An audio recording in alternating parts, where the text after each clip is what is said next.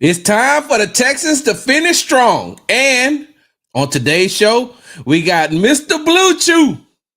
Hard work, hard work, hard work, hard work, hard work, work. There you go. Hard work, work. Everybody doing it right. Hard work, work. That's what you say. Hard work, work. Earn more pay. Hard work. Do it every day. Hard work. Get up out of 2:45. Hard work. Let me go and earn more pay. Hard work. Boots on and lace. Hey, what's going on, y'all?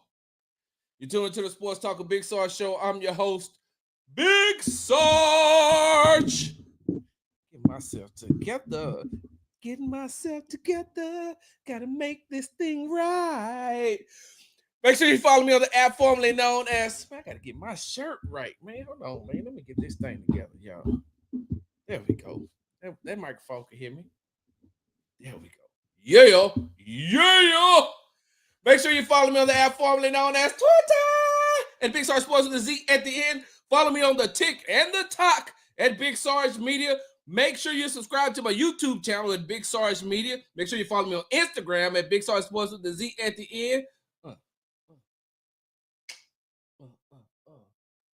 Because, we do everything for the gram.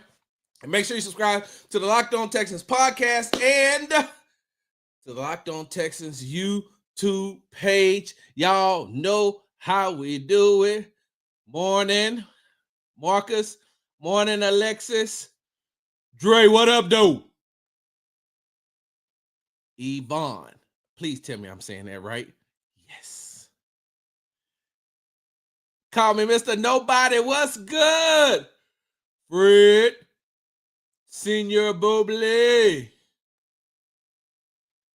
Alexis is an elite morning texter. What's up, Corey? Hey, yo, hey, you doing some things that you ain't really just telling us. You just letting us see a little peek of it, Sarah. You doing some things. I'm watching. I see you. I see you working. I see you. If you ever decide you want to be a part of this Big Sarge Media LLC, just reach out to me. D Skills, what up? Nico, what up? Dreamy, what up? Okay, I've been practicing this. Queena,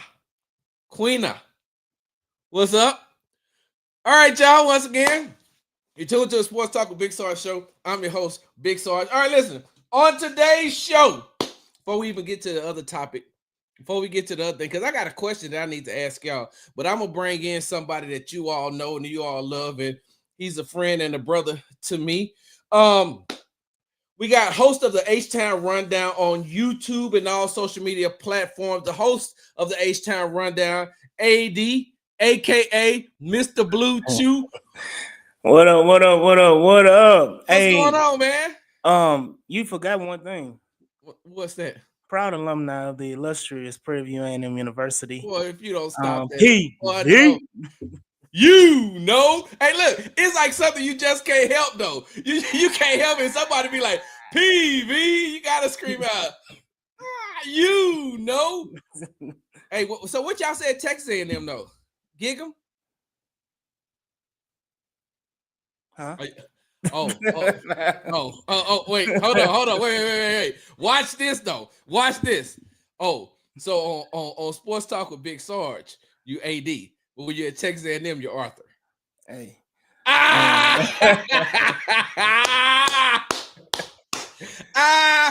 You didn't think I knew that, did you? I just wanna thank Alexis, Marcus, D Skills, Tay, Madison. Madison.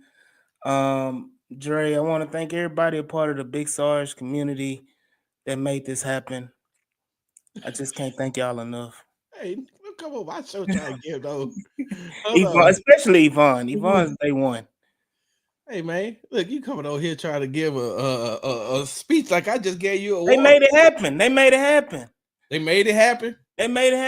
No. The thing is this, right? The thing is this, AD. Hold on, let me fix my screen. The thing is this, I don't mind having you on my show. I don't mind you having you on my show. Now, look, hold on. You have invited me to the H-Town Rundown. I have been on the H-Town Rundown. How come I ain't never been on the Rockets one though? The Texans one, yeah. Like I don't cover the Rockets too. Am I the host of the Rockets podcast? Are you the host? Do you own H-Town Rundown? That is true. God rest his soul. I wish Chris was here right now to check you. No, I'm gonna get you on the Rockets. I'm gonna get you on the Rockets. Yeah. Hey, look. If little Timmy had 4 apples. Once again, tuned to the Sports Talk of Big Sarge Show. I'm your host, Big Sarge. Joining me today is the host of the H-Town Rundown. It's show and podcast, right? But I'll just call it the show because that entails everything. So we got AD, host of the H-Town Rundown. Man, y'all do a great job over there. Now, AD, you know how this thing work, right? Because I really started to change your name from AD to Mr. Blue Chew because I don't know why you pop a Blue Chew at like early in the morning, then be like, I'm just can't wait till Sarge come on because I can't wait to talk about Sanaa Lathan and how hold on. Sarge starts with his reminiscent stories. Yeah. And then expect us not to expand on the topic that he just threw out there. The hit list wasn't a reminiscent story. You started. Matter of fact, you started it with saying Ime and Nia back together. You started that. Yeah, but that was a conversation that was going on. But you partook in it, and me and Marcus was having a good conversation. I know. I was multitasking. I seen y'all. I just wasn't gonna get off. I couldn't pick off what I was doing. That's a whole topic that needs to be had. Hey, look, it will be on the Buzzed and Petty podcast. On Patreon, it's gonna be had. They're gonna be like, oh my God, is that Sarge talking like that? Yeah, it's a whole lot different over there. It's a whole lot different over there. Hey, AD, before we get this show started, though, I got a question, right? And I want you to answer, and I want everybody to drop it in the comments. Are you a last minute Christmas shopper? I mean, if you're talking about shopping today, yeah. I'm a last minute Christmas shopper. I don't know what it is. I've always been that way, man. It's like the thrill and the excitement of shopping last minute. Like if Christmas, say Christmas this year is on Wednesday, right? I'm trying to shop on Monday. Hey, I trust and believe I'll be in the mall and in them stores on Monday and Tuesday. Hey, look, that last minute. Hey, AD, I just can't do it, bro. I can't catch a deal in August. You know what it is? You know why I do that though? I'm not good at holding gifts. Like if I buy my wife something, I'll be like, hey, I bought you something. I can't, I just can't I can't hold it. I mean, hey, I got you something. It was supposed to be a surprise, but man, here you go. Let me say this. I'm at this big age right now. Don't tell me what you want and then don't want me to show you what I got you. I'll tell you what I got you ahead of time. You tell me you write the list and tell me I want A, B, C, D, E, F, G. Yeah. And you know I'm gonna get it for you. So why you want to be, I want to keep the element of surprise? What the hell is a surprise? You told me what you wanted. Exactly. What else? What am I supposed to do? Hey, AD, you know what else too? I'm like this. My frat brother wrote this thing out about 2-3 years ago, and I'll never forget it. He said, Why am I buying Christmas gifts again? We grown, we got jobs. If you want something, let's just buy it. Why we gotta wait till Christmas? All right, why if we got money, why I gotta wait? Like ain't no use to me. I shouldn't have to wait. You shouldn't have to wait. If you see something you want, hey, look, get it. We got the money, just get it. So yeah, I'm that way. Plus, you know what else? I'm gonna tell you what else is ruining Christmas. Gift cards, Cash App, Venmo, PayPal, all the things where you can just give money. Like I'm old school, AD. Like I used to like to get the cards from my grandmama and all that and open it up and then let it fall out. Hey, look, hey AD, you open it up, that $50 hit the ground, then what you do? Then you gotta grab it for your mama grab it. I'm gonna hold this for you. Nah, if it hit the ground, my foot hitting it on right immediately. Look, keep it for your parents and your cousins who be, because you got that one cousin that steal. Hey, talking about stealing, be more than steal. Right. And man, I'm like, AD, God rest her soul, man. I miss my mama. Bro, I've never got no money back that she held for me. Hey, I'm gonna hold this for you. Hold it for me. I'm For gonna how take it long? Because from then you. you ask for it, you be like, oh, what? I Oh, so tell you you. act like you just eat up, like you put something on the groceries, you put something on the light bill. Mm. But now, man, look, Cash App, Venmo, my granddaughters, they don't even want me to. I be like, what you want for your birthday? Hey, can you Cash App us some money so we can go eat? Sure, sure, man. Hey, them little 80 didn't already send me their Amazon wish list. Oh wow. I'm saying to myself, look, I'm gonna get it. I'm gonna get it. But I feel sorry for the worker who is peeing in bottles to make sure that you get this the very next day. Look, I'm conflicted because this Amazon wish list remind me of a baby registry. You see, Oh man. All right, so 80 before we get started, man, a lot of people on here know you, but there's some people mhm. who don't know you. So can you tell the people who you are and how you started the H-Town Rundown show? H-Town Rundown. That's where you can find me. That's where I'm at every Tuesday and Friday. We took a little bye week, so we'll see y'all on Friday. But every Tuesday and Friday, H-Town Rundown, all 22 on Tuesdays and regular episode on Fridays. Find me on all social media platforms on YouTube, Twitter, Facebook, Instagram, you name it. I'm about to start the beans, greens, potatoes, tomatoes, and all that. But the H Town Rundown started as a hobby, man. I just love talking sports, love talking Houston sports, and um, it just started from there. Started as a hobby. My wife said, "I need you to find something to do." Yeah. And Initially, it started around COVID. I think it started with 2021, 2022, right on tail end of COVID. And when the spaces started and everything like that, that's where it popped off and it went on from there. Shout out to my co-host Jules, Swan, and Mike G. Yeah. White Um, Mike. shout out also Preston, Dante, and Ryan on the Rocket side. And shout out everybody that's a part of the H-Town Rundown. It's not just a me thing, it's our thing. I seen H-Town Larry Rundown. on there. Yeah, Uh everybody, Larry. anybody, and everybody has been on the H-Town Rundown. This is a community podcast. This is not just we're not gatekeeping nobody. Everybody and anybody's been on. Yeah, I'm glad you said it, it's a community based on that. Because if you wasn't married, I'd call you community. Well, you know what it is, Mr. Blue Some Chew. community property. You went to Fairview. Hey, I'm sure Hey, everybody. you was moving around in phase 3.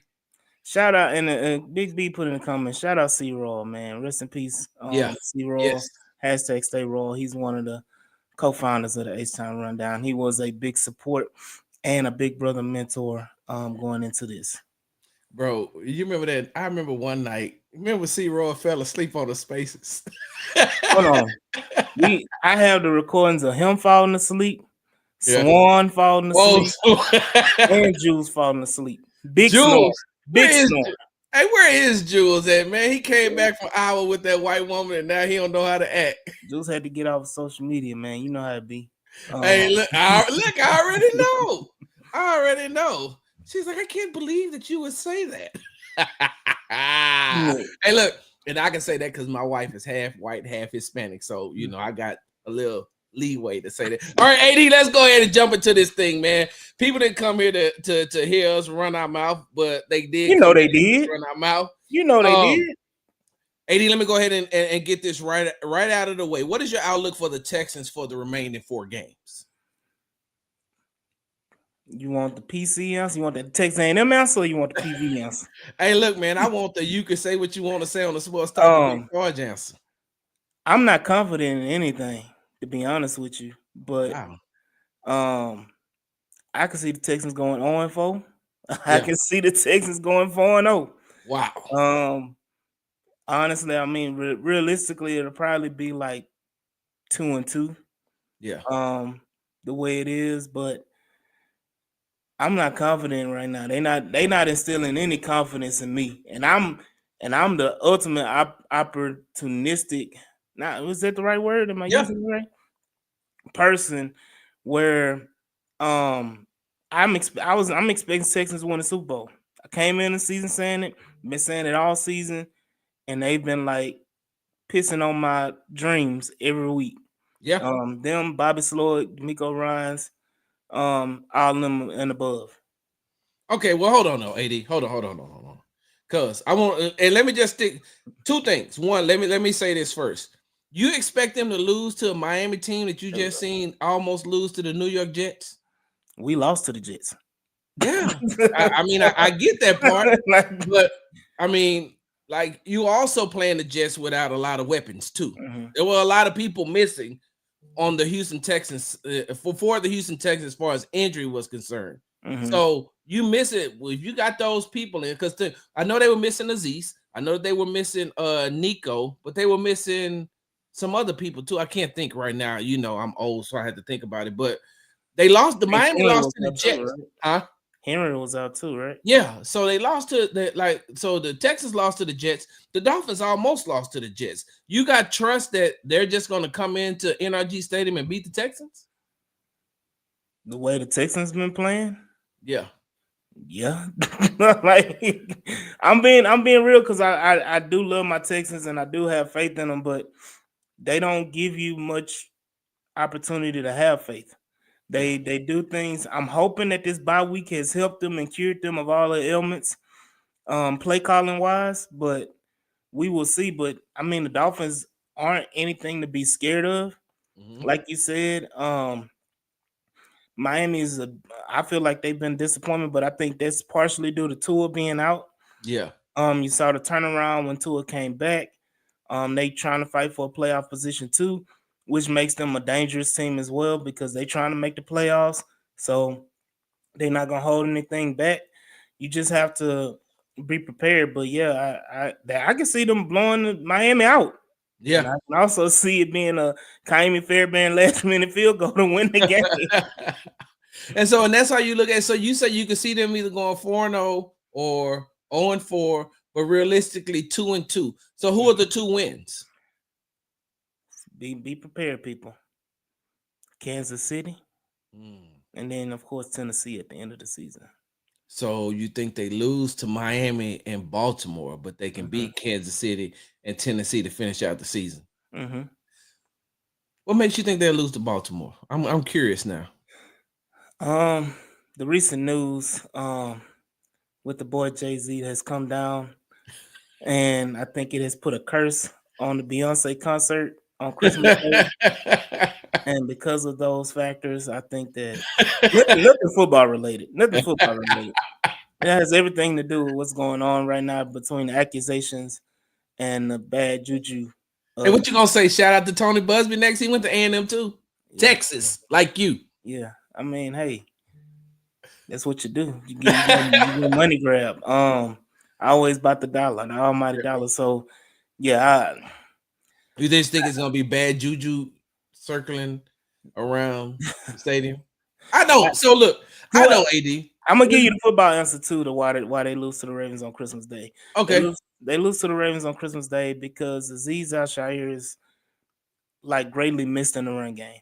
Mm-hmm. Yes, that the Texans played fairly well with what's Suplex City name? What's his name?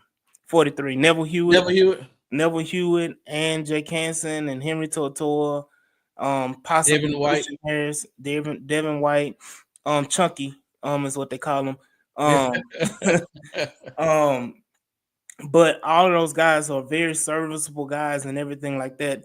But it's just a distinct difference in the run game when you miss Aziz Al-Shaair. Those games Aziz missed, we were kind of beat up realistically, you know, stat wise in the run game. Yeah. And that is doggone Baltimore's calling card. Well, I put it like this though, AD. I look at it like this because you look at the linebackers that you named, right? We're talking about Henry To'oto'o, Devin White, Neville Hewitt, and if Jake Hansen is in there. The four things that the things that those four thrive in is in the run game. Neville Hewitt loves to come downhill. He loves to tackle. Devin does as well, and we know Henry does. Where they lack at is in the passing game. Their pass coverage is not the best out of all of them, and that's excluding Christian Harris. Like Aziz is the best in pass coverage, and that's because Jamal Hill doesn't get a lot of run. I wish Jamal Hill would get some run on the passing downs because he's a converted safety that come to linebacker, and so we could see him a little bit more. If you're just going to have him on those passing downs, at least he knows what he's looking for. But those other ones, they thrive at what Baltimore loves to do, and that's run the ball. And so they're going to come down here. They don't mind hitting Derrick Henry. So the reason why I got them beating Baltimore, like I got them beating Miami, I got them beating Baltimore, I got them beating Tennessee, but I got them losing to Kansas City. And I'll tell you why in just a second. You got to remind me, though, because I'm old and I'll be forgetting things. But with Baltimore, right, one of the reasons why I think that they could beat Baltimore is because I don't trust Baltimore's offensive line against the front four of the Texans defensive line. I think that Will and Daniil can have a field day getting back there to Lamar Jackson, making Lamar Jackson uncomfortable. And that's when everybody else, especially those interior linemen, have to step up. But the Ravens don't have any wide receivers. And if you put Derek Stingley Jr. on Zay Flowers, everybody else becomes obsolete except Mark Andrews. And if Lamar Jackson has to keep dumping the ball down to Mark Andrews, you'll take that all day long. Plus, hold on, one more thing. On the defensive side of the ball, the Baltimore defense is horrible, and their best player is injured. Now, he may try to gut it out for the rest of the season because they're trying to do playoff season. I'm talking about safety Kyle Hamilton. But other than that, like the rest of that defense just plays below average to me. I mean, I agree that defense, especially that secondary, is acceptable to get beat on a play-by-play basis. Offensively, I think we're forgetting about the Isaiah Likely. He's a threat that is underutilized, but he's a guy that can catch a tight end screen and take it 80. Yeah. And he's a guy that I'm kind of nervous about when it comes to you don't have a Jalen Petrie. He's not. I don't think Jalen's going to be back by that game. And you're relying on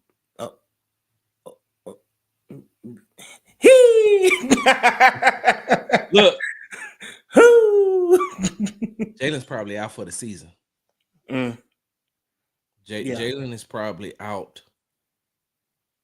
Jalen is probably out for the season. Let's let me. Hey. Look, I mean that to me when I hear pick, I mean that's what it is. I mean that's expected. Then you're talking about it's talking about what was it, 4 to 6 week recovery or something like that anyway. Yep. I mean that timeline put him out anyway. If you just want to look at it medically. But hopefully maybe playoffs, or if not, you got to do what you got to do. But I mean Eric Murray. I mean Eric Murray has been has played very well this season. Wait, hold on. Oh, whoa. Compared to what? Compared to him being a reserve safety and him playing a role that he's not supposed to be playing. Because if you look at the injuries between Jimmy Ward, Jalen Petrie, even the injuries of Jeff Okudah has played a factor in Eric Murray playing. I'm listening. Go ahead. I'm listening because I need to see something. Because I'm just saying, like, Eric Murray is playing out of need, not necessarily out of him being the starter. Hey, so this is 9th year in the league. I want to double check to make sure. 9th year in the league.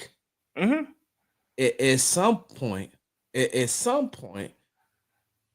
and I think I agree that he's been serviceable. But you've been playing in the league 9 years. At some point, like when does it kick in year 11?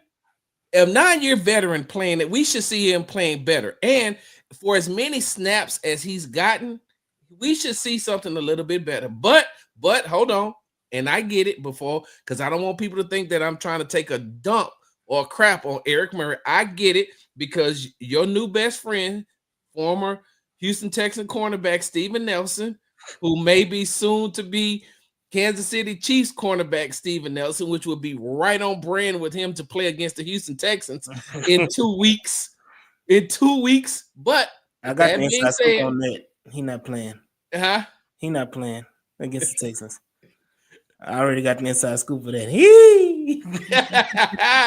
But with that being said, AD, he gave us an insight on how D'Amico wants the safeties to play. Mhm. So I get that. And that was in shout out to Corey. Shout out to Corey in the group chat. He said that on there about them playing flat footed. So I get it. So Yeah. now I ain't mean to take away from your Eric Murray's shining moment, but Let me say this, and I view this as a, because we had this discussion about Henry To'oTo'o in the offseason. People were hyping him up and everything, and then Bear brought up the point, well, he's technically supposed to be a reserve linebacker. yeah. You know, what is your expectation from him? He, played as a starter, but he's a young guy, coming from a historically great program in Alabama and Tennessee. So when it comes to Eric Murray, when I look at reserves, I look at him as spot field duty. Eric Murray last year, before he got hurt, played well in that Saints game. Yeah. And I don't view them when a reserve. Let me say this more clearly: a reserve for me, I don't see them playing more than 2 or 3 games as like full time a starter for 2 or 3 games in the season. Yeah. That should be the ultimate goal of the reserve player in any position. Mhm. Davis Mills, everybody talking about Davis Mills. Davis Mills is a decent backup if CJ get hurt for 1 or 2 games. Yeah. If Davis Mills is gone, if Davis Mills is your starter for 6, 7 games, you might as well go ahead and wrap it up. Yeah. They never mind, because you're gonna call me Blue Chew.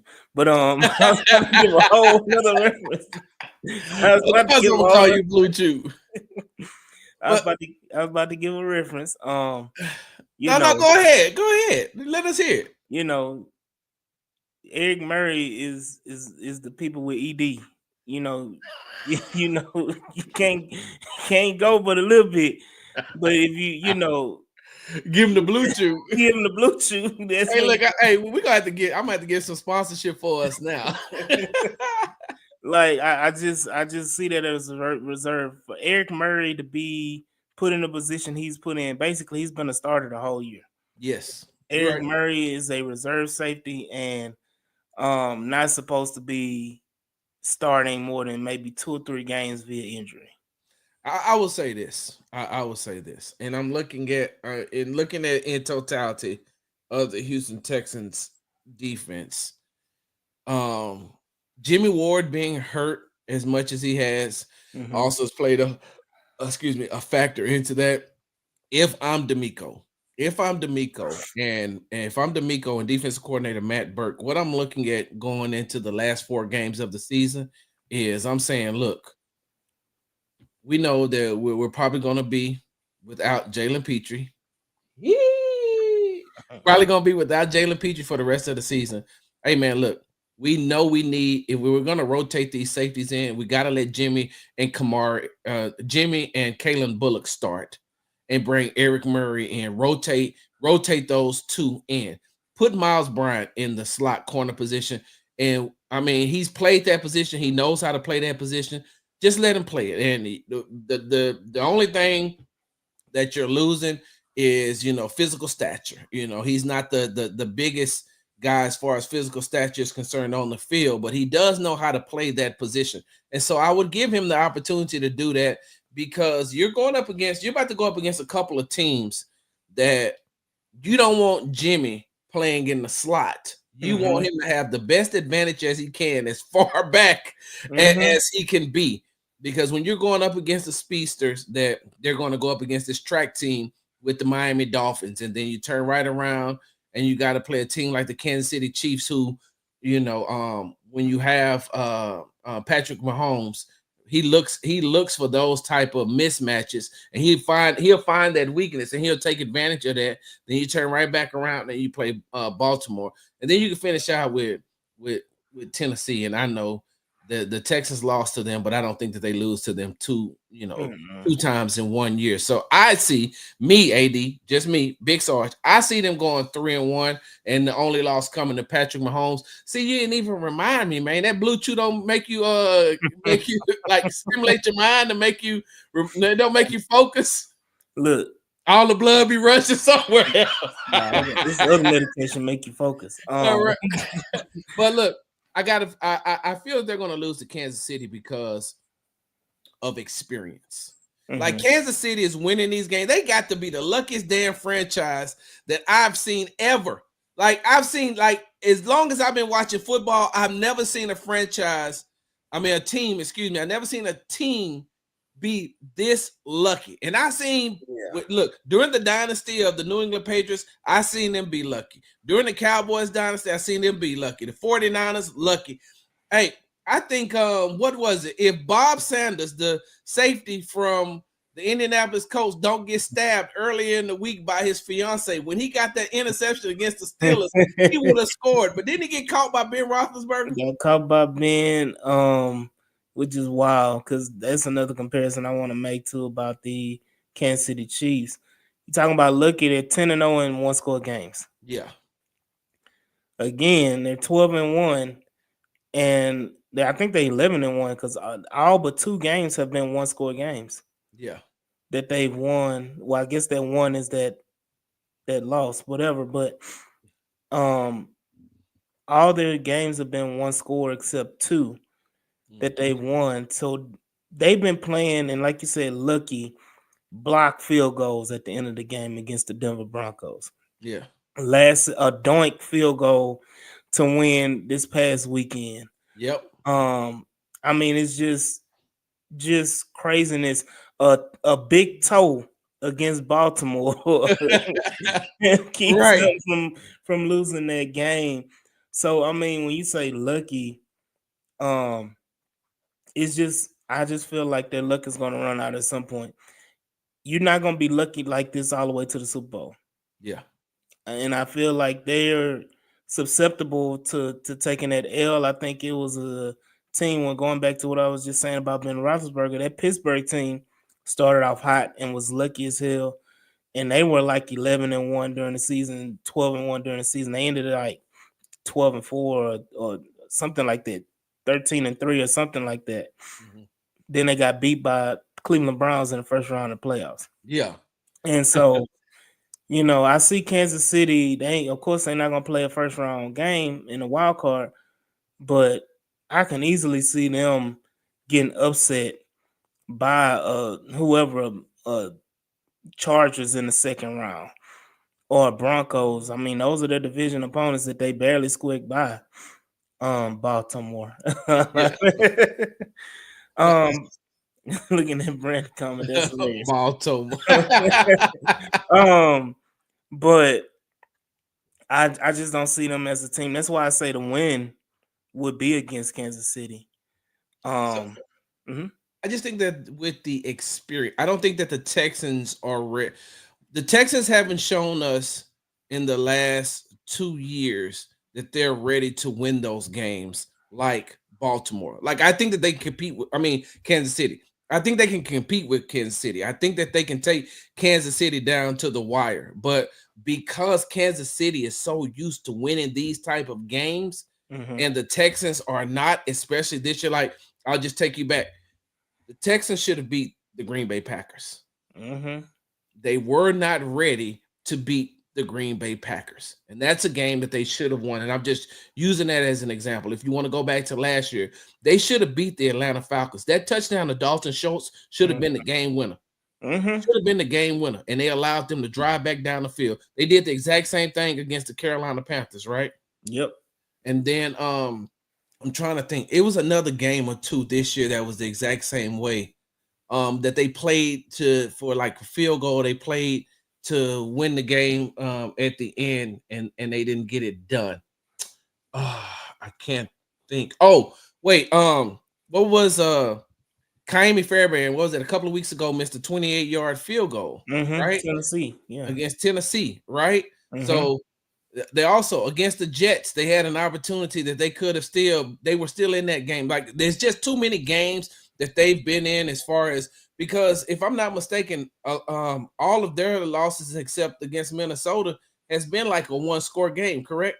I think Minnesota and the Jets were the two that won. Was it just one score? I thought it was Didn't the Jets beat them two. like 15-9 or something like that? Nah, the Let Jets me, beat them. let me go look. Let's go look, because that's, you know how we do it here on the Sports Talk with Big Sar show. We go look. The Jets beat them, yeah, 21-13. So when That's they four lost the games. Vikings 34-7, Mm-hmm. Packers 24-22, Jets 21-13, Lions. That's another game that shows That's me that another they're one, not yeah. ready. That's the main one that shows me that I don't think that they're ready to play in those type of games. They lost 26-23, and then they lost to the Titans 32-27. And so Mm-hmm. those type of games, those are the type of games that Kansas City has been winning. Mm-hmm. And these are the games that the Houston Texans are not ready to win just yet. So I think that that experience comes into play and they win. Now, with that being said, I want to stay right here at Kansas City and I want to ask you this question, because we've watched this Kansas City Chiefs team and Mahomes be able to survive with one of the worst offensive lines in the NFL. Like that offensive line is putrid. It's Mm-hmm. horrible. It's terrible. But we still seen the, like Patrick Mahomes doesn't have the numbers that he normally has to be in the MVP conversation, but Mm-hmm. they're still winning. They're running quicker plays. They're getting the ball out of his hands. They're running shorter routes. They're running route that they're not using a bunch of condensed formations. So with that being said, right? Mm. Does Bobby Slowick deserve another year to be the Hell offensive no. coordinator for the You Houston ain't got to finish that question. Hell no. Texans? Why not? No, look, just for that point that you made, because there's a contingent of people in the Texans community that give that excuse. Oh, Bobby can't do anything because the offensive line is so terrible. Yeah, That is the main problem. If Bobby Slowick had a great offensive line, the offense would look totally different. You can say that with any offense, to be honest with you. Um, but let's talk about it. Um, if Bobby Slowick does the things that Andy Reid does, as far as not condensing the formation, yeah, spreading them out, having quicker go hot routes, having quicker go-to plays, having using the passing game to set up your run game. mhm, All of these different things, if the Texans do that, the offense looks totally different. Just yeah, those small minor changes, the offense looks totally different. And that, to me, that's how you mitigate bad offensive line play. yeah, Is that you got to do those different things. And no, to answer the original question, no, Bobby Slowick needs to be gone. Honestly, thought he should have been gone in this season at some point. yeah, Specifically probably against the Lions. yeah, Um, after that should have been the go ahead and write that check and go ahead and see you out the door, give me your badge and all that. But mean to say, look, you paid Cully to go away, right? yeah, nah, look, You paid Lovey to go away. You paid I'll reach in O'Brien my to pocket go away. right now to pay Bobby to go away. You ain't got to worry. Send that bill to me, Houston Texans. Um, but it's just a proponent because I'm like, people, it's the adjustments, and Bobby has Yeah, said we don't make adjustments. We just do the yeah, same thing that we've been doing all game, yeah, and that is frustrating because great OCs, great coaches in general make adjustments. mhm, Um, we see it. We talk about the Lions. Ben Johnson, you've mentioned it yeah, on this podcast. Ben Johnson is great at adjustments and making changes. All the time. We've seen it a plethora of times during this season of multiple teams making adjustments, even after one quarter. They make Yeah. adjustments and do different things and execute. So it's just a problem that this offense can't execute the way Kansas City does. I mean, it's kind of blasphemous. I can't even say the Stephen A. Smith word. Blasphemy. Yeah, it's Blasphemous. there you go. That we even talking about it because Kansas City has the best quarterback in this era in Patrick Yeah. Mahomes. So Patrick Mahomes is going to make things happen that others can't. Yeah. But I mean, Cincinnati doesn't have a great offensive line. And they can put 34, 35, 40 on you in a heartbeat. Yeah, but they also Uh, suck. but we talking about offensive wise. They suck Yeah. because I mean, look, you listen. Let me say it like this, right? Let me say it like this. I'm I saying look with the at Mikos defense, if you can put up 30 points, you win every game. yeah, yeah. You got to take the good, you take the bad, you take them both, and there you have the facts of life. You too young to remember that show. You way too young Facts to of remember life. the facts of life. Facts of life. With was Tootie on that show? Yeah, Tootie. Mm-hmm. Look, Look at it. look. Tootie, hold on, Tootie was your making good. Look, hey, let me stop. I think my mother-in-law and my wife watched this show. I only got eyes for one woman. Hey, but AD, look. So it's funny because I've talked about this. You all have talked about this, and I look at it like this. Before I get to my point, once again, tune into the Sports Talk with Big Sarge show. I'm your host, Big Sarge. Joining me today is Co-host. AD. Hey, look, I don't know. When he off that chew, maybe. But when he on that chew, I can't control him. hey, when he on that chew, he like Diddy in prison. I digress. What? No, I don't need to be Diddy. I could have been anybody else. Why You don't why want had to be Jay-Z right now, do you? Why had to be the diddler? Why? Hey, look, you don't want me to else. say Jamie Foxx playing basketball at Diddy house, do you? You know that story. I don't want none of that. I Well, don't want no Meek Mill. I don't want none of that. I don't know what you want. You don't want to be R. Kelly. I mean, he was the greatest. But I don't want to be that either. I don't want to be that. What? Hey, you remember that episode of Boondocks? I see Pete, I run. Oh man, look, I didn't even get to finish. Once again, tune to the Sports Talk Big Sarge show. I'm your host, Big Sarge. Joining me today is the host of the Rundown, H-Town Rundown show, AD. Listen, this is what I was going to say, right? We've talked about it ad nauseum about Bobby Slowick and him not making the end game adjustments that he need to, like a Ben Johnson. So, okay, so maybe Ben Johnson may be a little bit too high for him. Like Ben Johnson, Sean McVay, Kevin O'Connell, Matt LaFleur. Those may be a little bit too high for him. So if that's what you should strive for. But even if you can't reach that mark within the last 4 games, hell, at least be Kevin Stefanski. Because what he's doing with Jameis Winston, bro, what he's doing. Look, hey, hold on. Side note, because y'all know how we do it right here on Sports Talk with Big Sarge. I wonder if they go to Jameis and they be like, all right, Jameis, here's the game plan for this week.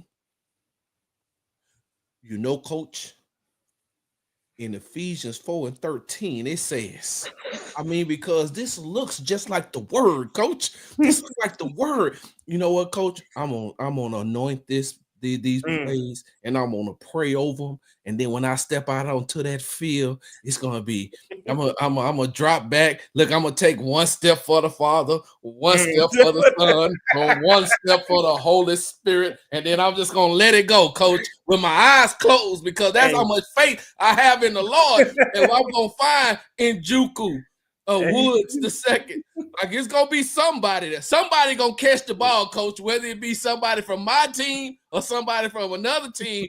But in the grand scheme of things, the ball gonna land in somebody's hand. It's still a completion. Hey, look, Jameis said, I pray that God delivers me from pick sixes. I need Bobby to get up there and say, I pray that God delivers me from this bad play calling. Right. I mean, because, hey, look, everybody in the Texans locker room. Well, no, not Jimmy Ward. Jimmy Ward said on the bye week he was going to Columbia so he can get his body right. What body? Never mind. But I mean, at least you can go to CJ. You can go to CJ. What body You go you to trying to Will. get right, sir? Right, you go to CJ. You go to Will and ask him to pray for you. You know, I mean, hey, look, can we pray because I need it. But like I said, man, at least shoot for Kevin Stefanski, who lost Deshaun Watson and just changed the whole playbook around Jameis Winston. That's the thing that I don't understand. Now, I will say this, and this is gonna sound crazy to you, AD. This is gonna sound crazy to you. I wouldn't mind if Bobby got another chance. And the reason why. All right, y'all. It's been good. It's been a good episode. Wait, hold on. Look, hey. Wait, let me move the microphone. Hey. Hear me out. Hear me out. When you start a new job, right? You've never worked in that field before. Coming out of college, you get a job, right? Do they not give you a probationary period? 90 days. Right? No, not a probationary period for your benefits, Negro. No, 90 days. They give you 90 days. They give you 90 days for your benefits kick in. They give you a little bit more. They give you a longer time to learn your job. Now where I work, you get 90 days to learn your job. If you've never worked there before, you get 90 days. They put you in an extensive training program, and first of all, you're in a training program for like 6 weeks. Then that's when your probationary period starts after that. Okay. All right. So with that, y'all got a high turnover rate there too? Okay. So I mean, in the industry I'm in, it's always a turnover rate because people just going from one place to the other. They just flip-flopping. You can give me one of them jobs? I'll go by Brian. Because I know you go by your government name when you hit your job. So I'll go by Brian. You know, Big Sergeant just be a hobby, just like AD is. But so with that being said, right, they put them through a 6-week intensive extensive intensive training program, correct? Then afterwards they give them 90 days, right? Then after that 90 days, they don't just fire them on the spot, right? They don't just let them go. They because I mean, I know Texas is an at-will state. You can fire anybody at any time. That's why I tell people all the time, hey, stop giving these companies goddamn 2 weeks notice. They ain't gonna give you no 2 weeks. When they ready to fire, they're gonna fire you. You don't have to give them a 2 weeks notice. We're in an at-will state. So I get we're at will. I got that part. But what I'm saying though is Bobby has called plays for like a year and 3 quarters. He hasn't even gotten 2 seasons under his belt, something that he has not done his entire career. He has not called plays, right? So what Bobby did was the equivalent to what we did, right? Went to Prairie View, we majored in something, we learned about it from the instructors, but there was no application. So he left San Francisco. Last year, we can say Bobby had a really good year. We can say that because he was one of the names that was hot around. You, hey, listen, to do that with what he had playing with rookies, they were all rookies, right? So now your second year, you're coming in. Well, you must be reading the I'm not worried about this. I want to see him soon anyway. And we're going to get to some of the comments in just a second because we've been, people been talking over there. So we got to go ahead and make sure we get into one of them comments that's hilarious. But you got to help me find it. But with that being said, though, AD, you look at it and you say, okay, so I feel like Bobby is in a situation the same way that I do quarterbacks, right? Rookie quarterbacks, I give them 3 years, right?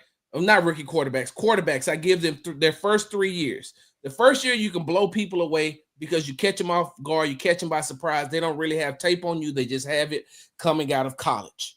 The second year, they got tape on you. They've watched the way you play. Now they make adjustments. That third year, which is the same way I'm doing CJ, that third year is going to tell me pretty much exactly what you can and what you can't be.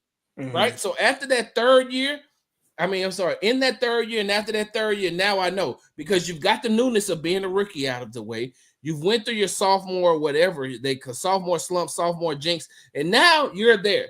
So just like with CJ's first year was phenomenal. His second year, he's kind of falling back he's kind of falling back down to earth.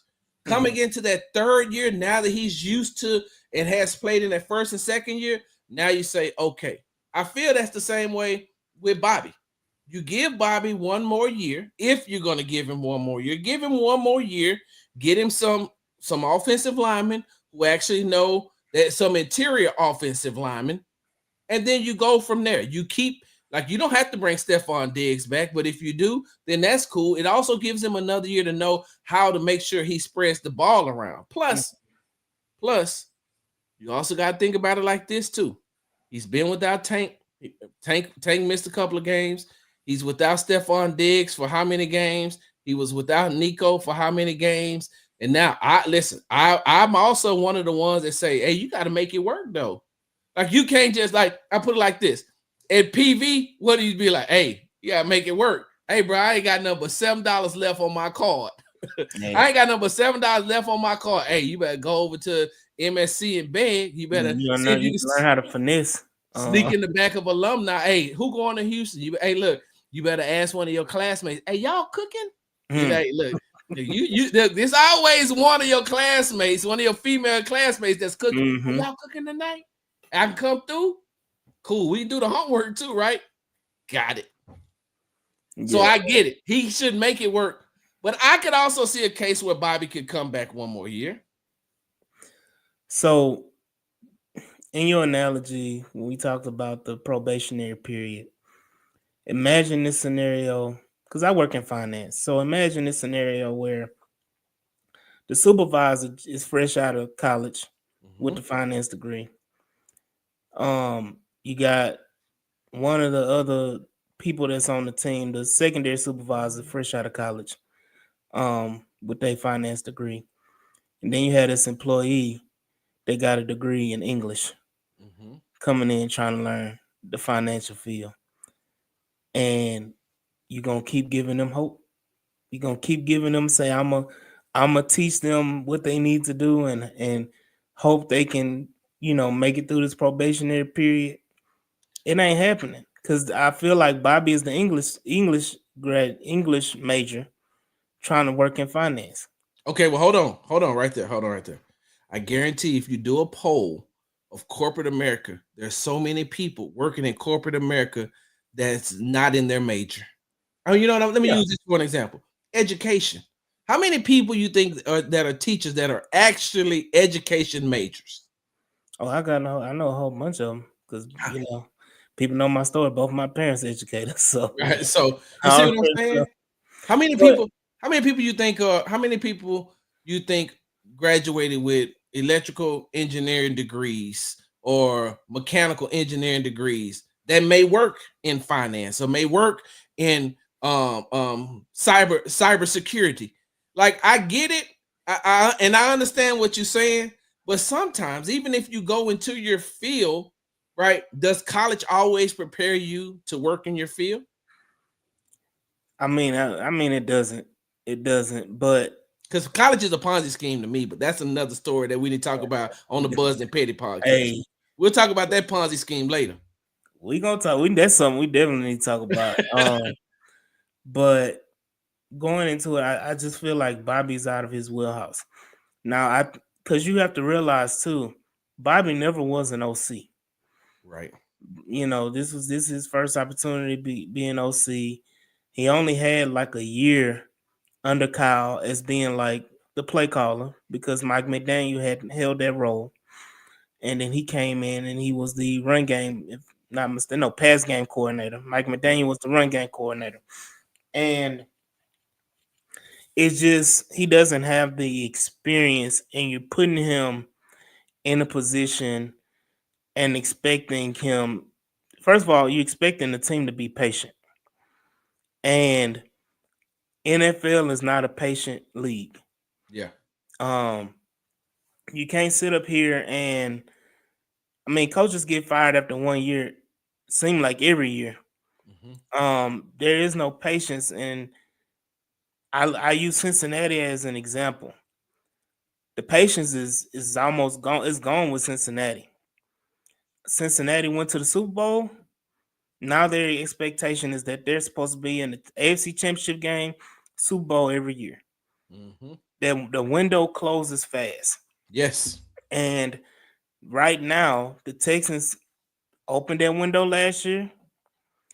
The window closed a little bit. Oh, wait, 80. They opened it. Hold on. Time out. Wait. One. Don't forget that point. I want to get because I seen this. I want to address this, but I want to get back to that window opening. Sarge, imagine you have a troop who keeps messing up, and you keep putting your belief in him to do better, and they start their 4 day of good. Then those last 2 days, he gets locked up and waiting on you. So with that being said, I got this troop. Did he PCS to me? And what PCS means, permanent change of station. Did he come from another base and he got to me, or is this do I got me a young soldier that went from basic training to AIT and now he's coming to me? Because in AIT he learned his job, but until you get right here, then you got to know what it is to know what it is. You got to be here. Like now, it ain't all that. You're not walking around with a firing muzzle on the end of the end of your rifle. Hey, bro, you got 7 fully loaded magazines on your body and a full 30 round mag inside of your M4 with an ACOG. Do you know how to shoot that thing? This ain't going to the range. Do you know how to let that thing go if you got to let that thing go? Can you fireman carry somebody if we get down range and some stuff start to pop off? Okay, not even that. Let's just say your job is to be a fueler, right? Do you know the ins and outs of fueling? They can teach you that all day in school, but until you apply it, AIT, until you apply it, you're not going to know anything. So it just depends on where he's coming from. And in Bobby's case, he went to basic training, AIT. This is his first duty station. By the time he get to his 3rd duty station, he gonna be ready to do what he needs to do. Now, back to what you were saying, AD. I'm glad you have hope in Bobby, because nobody else in Texas would have hope for Bobby. I know they don't, but AD, like I said, I have to look at you. You know what I always say? I can't just look at the selfie. I got to look at the panoramic view, right? And when I look at the panoramic view, I'm going to say this, right?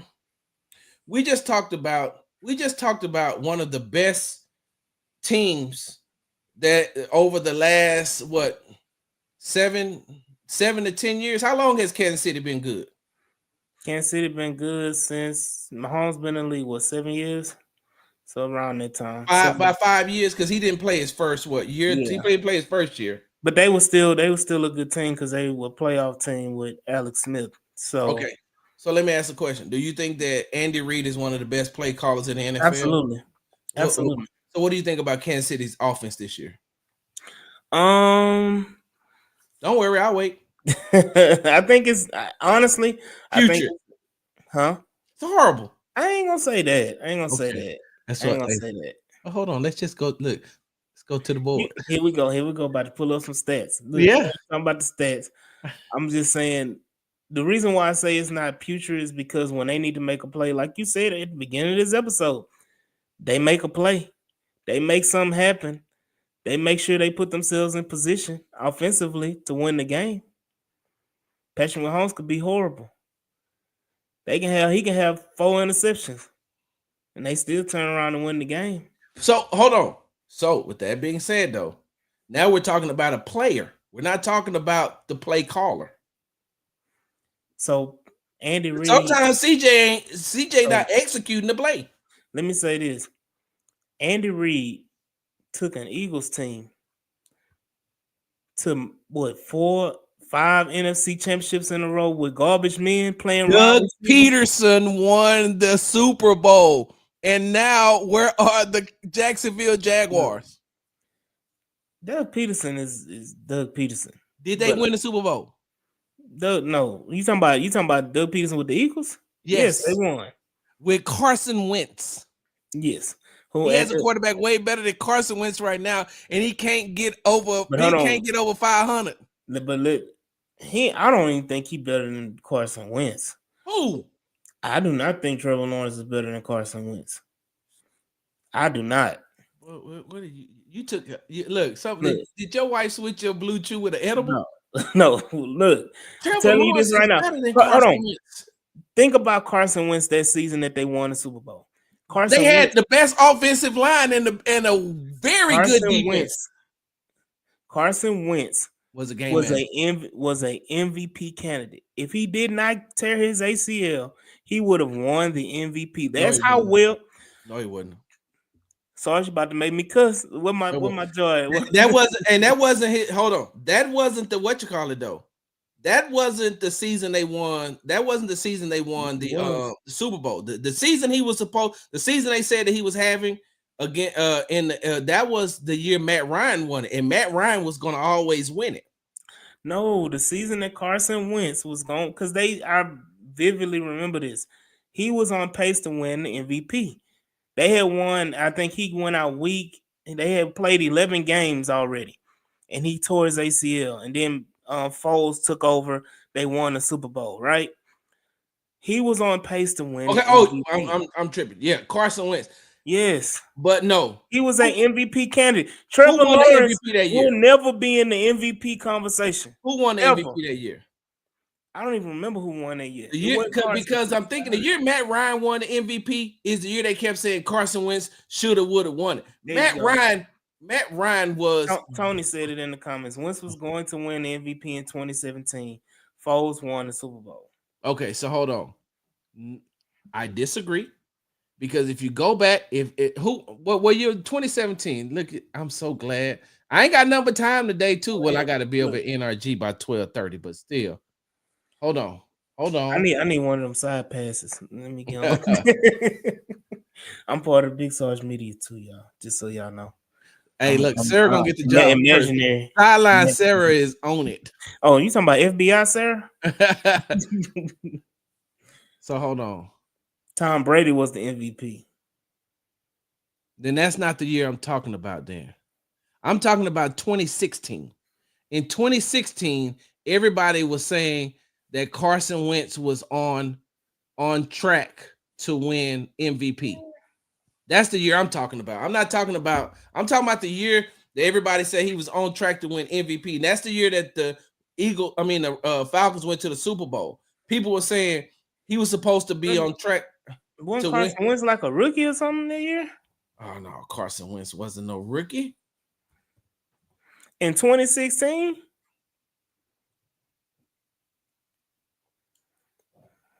What was his stats? Hold on, I'm about to find it. Give me a second. Nah, don't worry. I got Google too. I got free Carson Wentz was drafted in 2016, Sarge. Hold on for a second. Hold on 1 second. And what's crazy is he the backup quarterback for the Eagles right now. I mean for the Chiefs right now. He surely is. Because of that. Carson Wentz stats. Let me find it, man.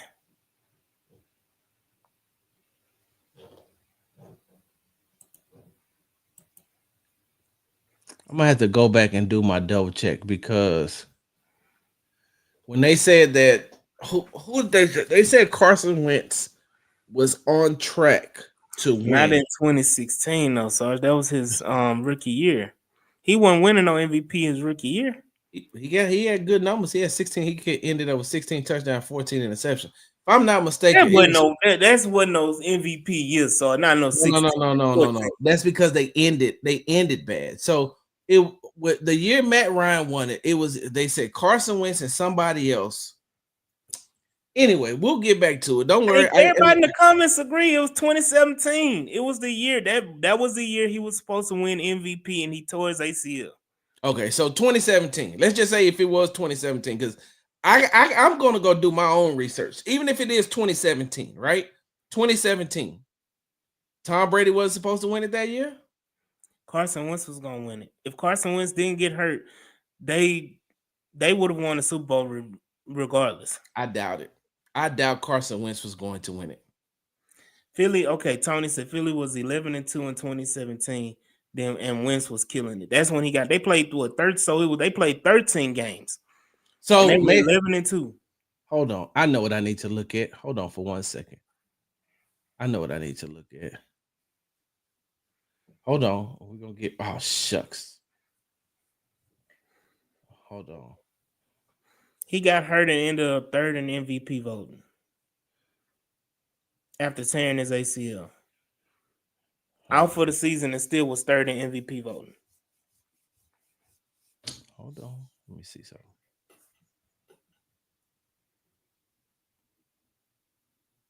So maybe I am thinking 2017 then. He said Todd Gurley was second and Tom was first. Tom was first, yeah. Mm-hmm. And so in 13 games played, right? So maybe that's the year that I'm thinking about. Maybe I'm not thinking about Matt Ryan. I am thinking about the year Tom Brady won it. You think that in 3 more games, because Tom only played 3 more games than he did, right? Mm-hmm. Let's just look at those 3 games. Because Carson Wentz had 3,296 yards, 33 touchdowns, and 7 interceptions, and with 13 games, right? Mm-hmm. Tom Brady finished the season in 16 games, 4,577 yards, 32 touchdowns, and 8 interceptions. I don't know, brother. So in those 3 games, I think Carson would have toppled 4,000 yards. Tom only had Tom had 1 less touchdown and 1 more interception than Carson had when he went out. So Carson had 33-7 touchdown interception. Tom Brady had 32-8. Mm-hmm. So he already that right there. Tom Brady just had the yards, but you got to include also the rushing yards that Carson Wentz had, which is why he was a more viable candidate. He only had 299 yards rushing and no touchdowns. He had more rushing yards than that. I'm looking at it right here. 2017, yeah. 299. Let's pull up Tom Brady rushing yards. I don't want to put it. Tom Brady had 28 in the whole season. Well, hold on. Let's look it up. Tom Brady. I want to look it up. Game logs. And this nigga game log is. Oh my god. Oh, he gonna be scrolling for days. His game log, right? So, and what was their record? They was 13-3. What was Carson Wentz's record that year?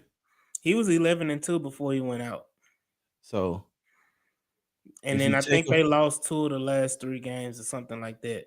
If you take away those 3 games, 1, 2, 3, 4. Big B said it took 16 games to do what Wentz did in 13. Well, hold on now, because if they stop the seasons at the same time, New England is 11-2 as well.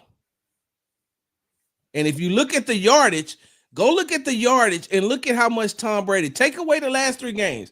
The last 3 games he had 298, 224, 190. Right?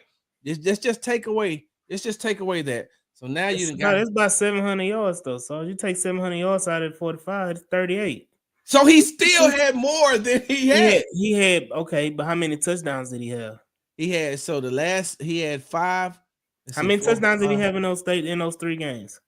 He had 5 touchdowns. So he had 27 touchdowns and 5 interceptions. So 27-5 compared to 33-7. And hold on, and look at the games though. Look at his games. Look at the percentages. Look at the yardage. He damn near seemed like 300 yards a game passing. Way more than Carson Wentz. Look, let's just look. Now. 267, 447, 378, 307, 303, 257, 249, 333, 266, 340, 227, 258, 233. Come on, AD. Carson Wentz was winning that MVP. Carson Wentz was not winning that MVP. Look, I'm just So saying it. I don't even know how we got Look, down that rabbit hole. But we got on the rabbit hole because we was talking about Doug Peterson. You the one Yeah. that brought up Doug Peterson, and that just snowballed because he won the Super Bowl with the MVP of the league and Carson Wentz. Oh yeah, sure. Not being injured. Sure.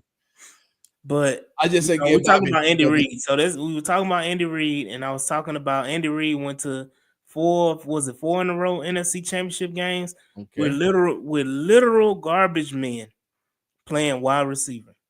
Who's the Kansas quarterback? City, huh? Is the quarterback in the Hall of Fame?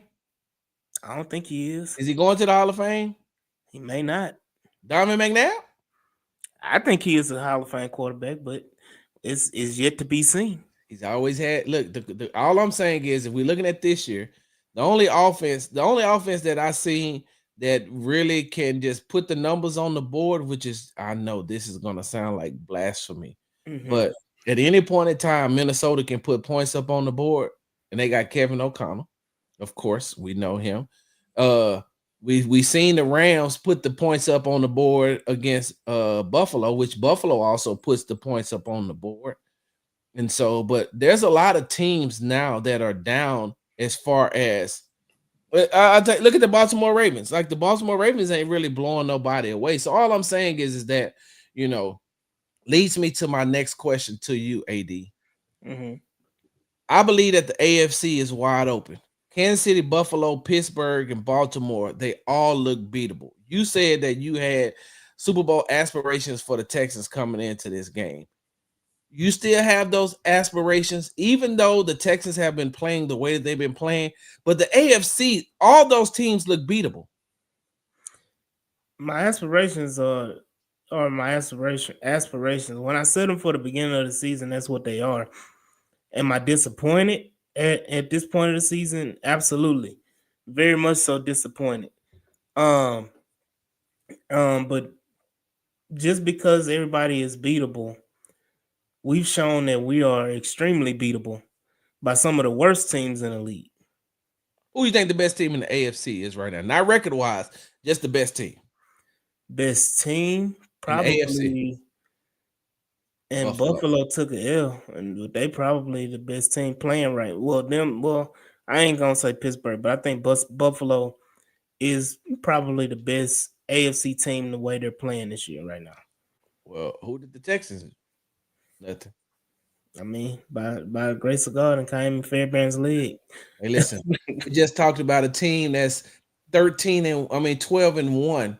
That's won 15 straight one-score games. It don't matter how you win them. They don't put how you won in the win-loss columns. They got wins, losses. Not barely win, barely lost, good, ugly, none of that. It's wins and losses. And they did it. It was Joe Mixon out that game? Against who? The Against Bills? Buffalo. Yeah, Joe Mixon didn't play. And they still beat him. And they made the MVP candidate look like he did. I think it's still wide open, AD. The only reason I give Kansas City the nod is because they have players who has done it before. And they've been in situations where people have counted them out and then they went on a run. Wasn't that the same way they did last year? They weren't counting the Texans out last year. No, the Kansas City. Oh, Kansas City? Oh, whoa. Stop right there. I'm glad you said that. Let's go back to something you said earlier. You said the Texans opened the window for that's what we started, and we just went away from it. We're Super Bowl, right? Yeah. I don't think that they opened up the window. I just think they opened up the blinds. The window didn't open. I think that the blinds opened because the reason why I say they just opened up the blinds. They ain't opened up the window yet. Probably next season they'll open up that window. But only thing they did was open up the blinds because AD, there was still a lot of things at play that would have made the Texans season successful, but they wouldn't have won the AFC South and they wouldn't have won the Super Bowl. You are Gardner Minshew pass away from losing to the Colts. Come on. Let me say this. I was there. I was watching it too. I understand, like but that pass, does that win them the game? Because they needed to score a touchdown to win that game. Who says they wouldn't? They were driving. Who said they would? You just said Carson Wentz was going to win if he didn't get hurt, and then nobody can predict that. So how come I can't say that the Texans could have lost or would have lost to the Colts? Wait a minute. Have and would have was two different things. That's what I just told you about the MVP trophy. That's what I just told you. Am I right? No. I just told you that about the I'm MVP. not going to concede. I know you're not. I know you're not. But so look, they were that Gardner Minshew pass, that completion away from potentially not making the playoffs. Then you had to have Jacksonville wet the bed against Tennessee, and then you won the AFC South. So I don't think that you can say their window opened by their play. I think the window opened because of the that they were looking at the blinds because of the circumstances. Well, let me say this. I think because of the Jacksonville loss, if I'm not mistaken, if Texans would have lost, they would have made the playoffs anyway, right? Yeah, by beating the Colts. Because they beat the Colts, that Colts game was a win and in. They lose to the Colts, they don't make the playoffs. Okay. They got an added bonus when Tennessee beat Jacksonville and they won the AFC South. So I don't think they're looking at last season. I'm not looking at the Texans and saying, "Oh, okay, their Super Bowl window is open." No, they're looking at the blinds and they're looking at staring at the AFC Championship game coming into this season with the talent that they had on both sides of the ball. Now, next season, depending on what they do this year, I think that in year 3, that's that window. Now they can open up that window because they've been through the easy schedule. They've been through the hard schedule. They know how to win. They've lost close games. Because they've competed in every game that they played in except against Minnesota. Mm-hmm. So I don't think, and I'm looking at them. If I'm looking at them, I'm not saying, well, to me, there's only 3 teams right now. I'm just talking about right now in the AFC that has the Super Bowl window open. Well, hold on. We black. We play spades. 2 in the possible.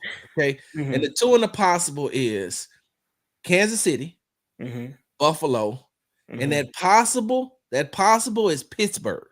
That's a possible. That's like that queen that you like. I got the king, but I don't have the ace. So I know I got this book, but if I can get the ace to run quick, I can get a book. That's my possible. So I got 2 in the possible. So that's how I look at the AFC South. I mean, the AFC right now, as far as the windows being open. I don't have the Texans. Why is Pittsburgh a possible? How is their window open? Or possibly open? Possibly open because of their coach. That's one. They have a good defense. TJ Watt can disrupt any game. Russell Wilson is a game manager. If you can get Pickens to play, he's a game manager who can potentially win you a game by they won a game by kicking 6 field goals. So he could potentially win you a game by just getting you in scoring position. They have a dynamic wide receiver that if he can keep his head on straight, they're going to do it. They also have a really good tight end in Freiermuth. And they went and picked up. Didn't they get Mike Williams at the trade deadline? So they have what they need. They have what they need. That's their possible to me. And I do believe this is no shot at D'Amico, but Mike Tomlin has been there before. And by Mike Tomlin being there before and having this experience, I think that in the playoffs, a lot of times in the playoffs, what happens to the Pittsburgh Steelers, they get out athleted. They just don't have enough athletes to finish the game. And Mike Tomlin, a.k.a. Omar Epps, going to come to the podium and cuss. They just get to the point where they don't have enough athletes. They got a lot of blue-collar workers, but you need a 5-star that don't practice during the week and just show up at the game. So you saying they need to be like UT?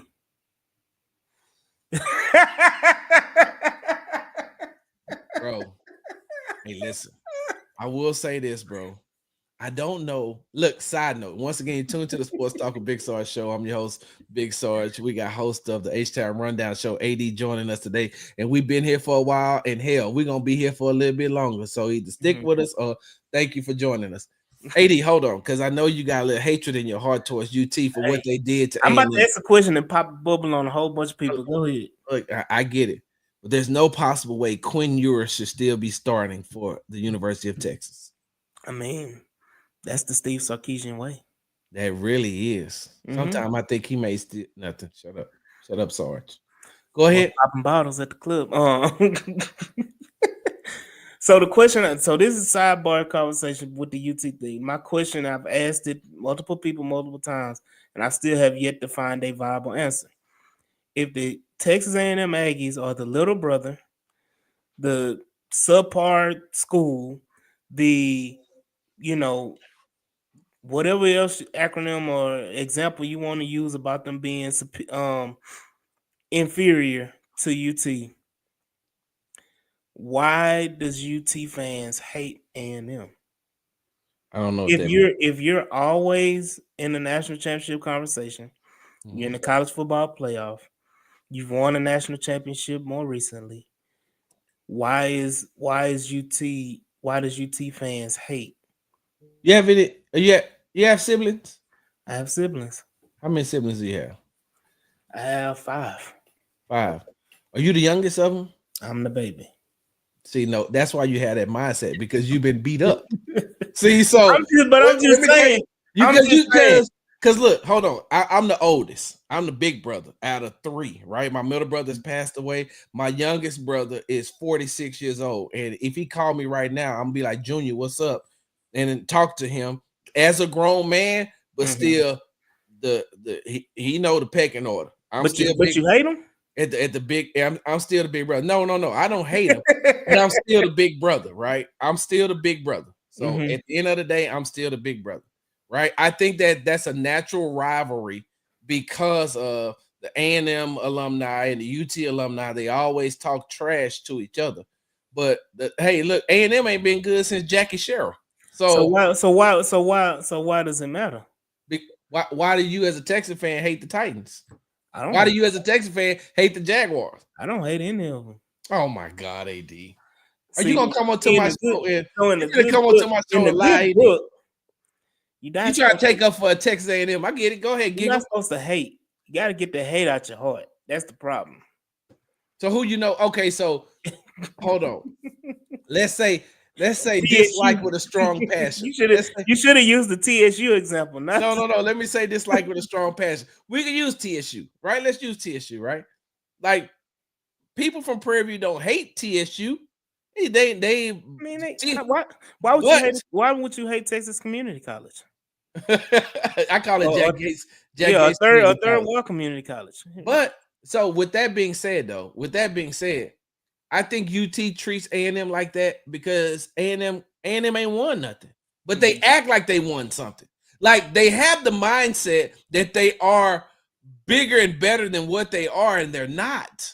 So you gotta look. You gotta win something first. Like you gotta. Why does that anger you though? It doesn't anger me. No, I'm just saying. I'm talking about as a UT fan. Why does it anger them? Because if you think that somebody's less than you, right? So if you think that you're the greatest at podcasting, right? And you know somebody, hey. And look, and Chubby Wubby was a bad start talking trash to you. You're not finna be like, bruh, calm down. You ain't done enough. You ain't got enough dust on your microphone. Pause. In the words of our boy RG Mike, I'm me. So that's what UT says. I'm me. UT says the same thing. No, they don't. And they got the proof.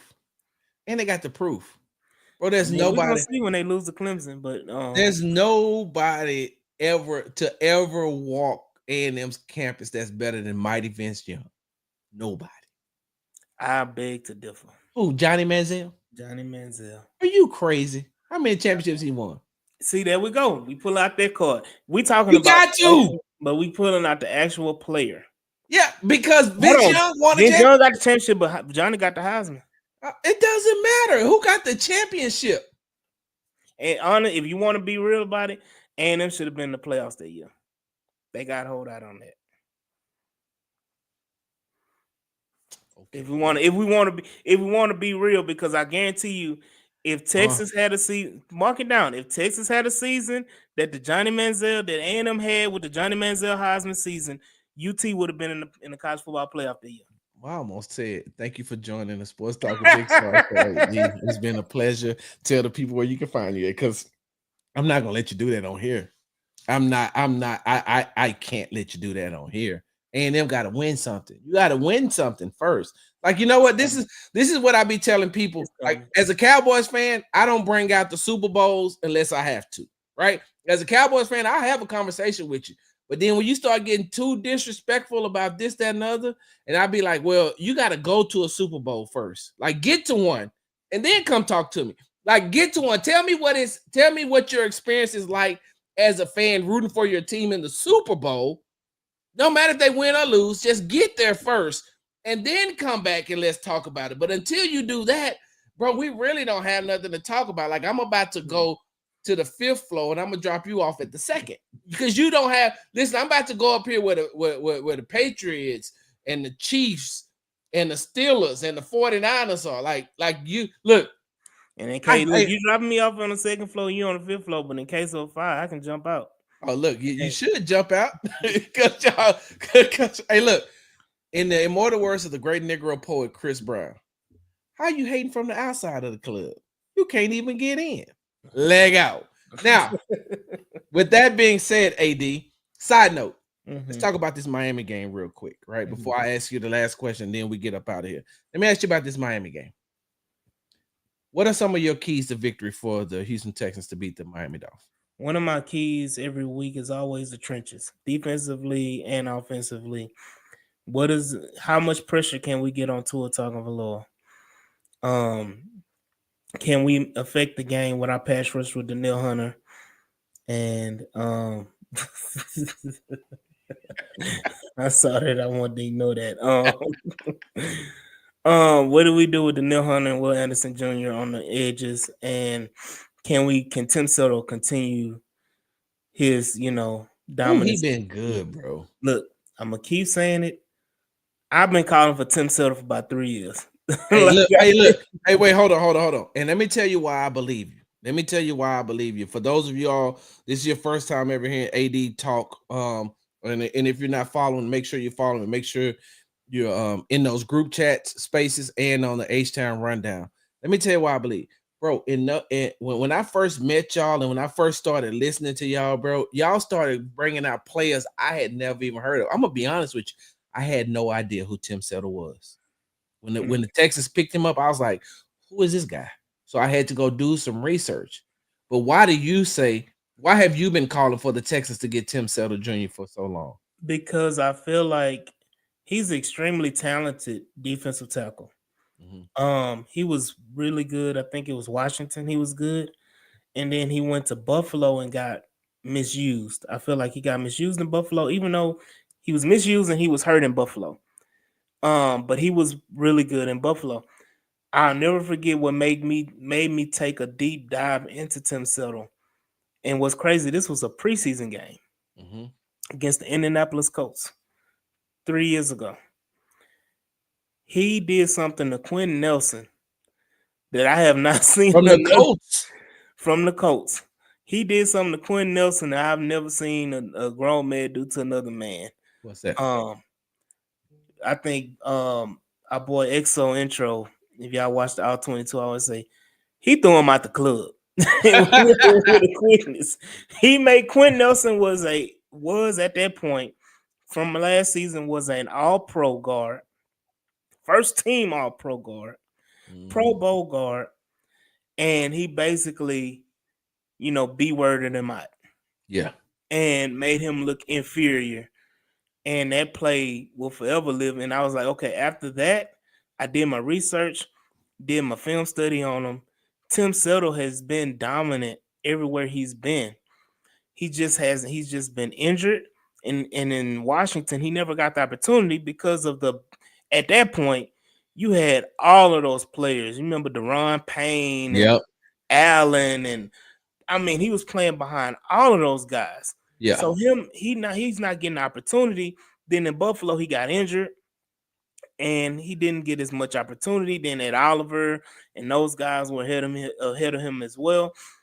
Now he's getting the opportunity to play, and he's showing you how effective and how dominant he can be. Mhm. And so that's something I've always seen in Tim Seldon, which is why I've always called for Tim Seldon. He's on Because a 1-year contract here too, I right? don't know, he gonna get another year. Yeah. He gonna get another year. D'Amico Um, loves him. D'Amico mhm. loves him.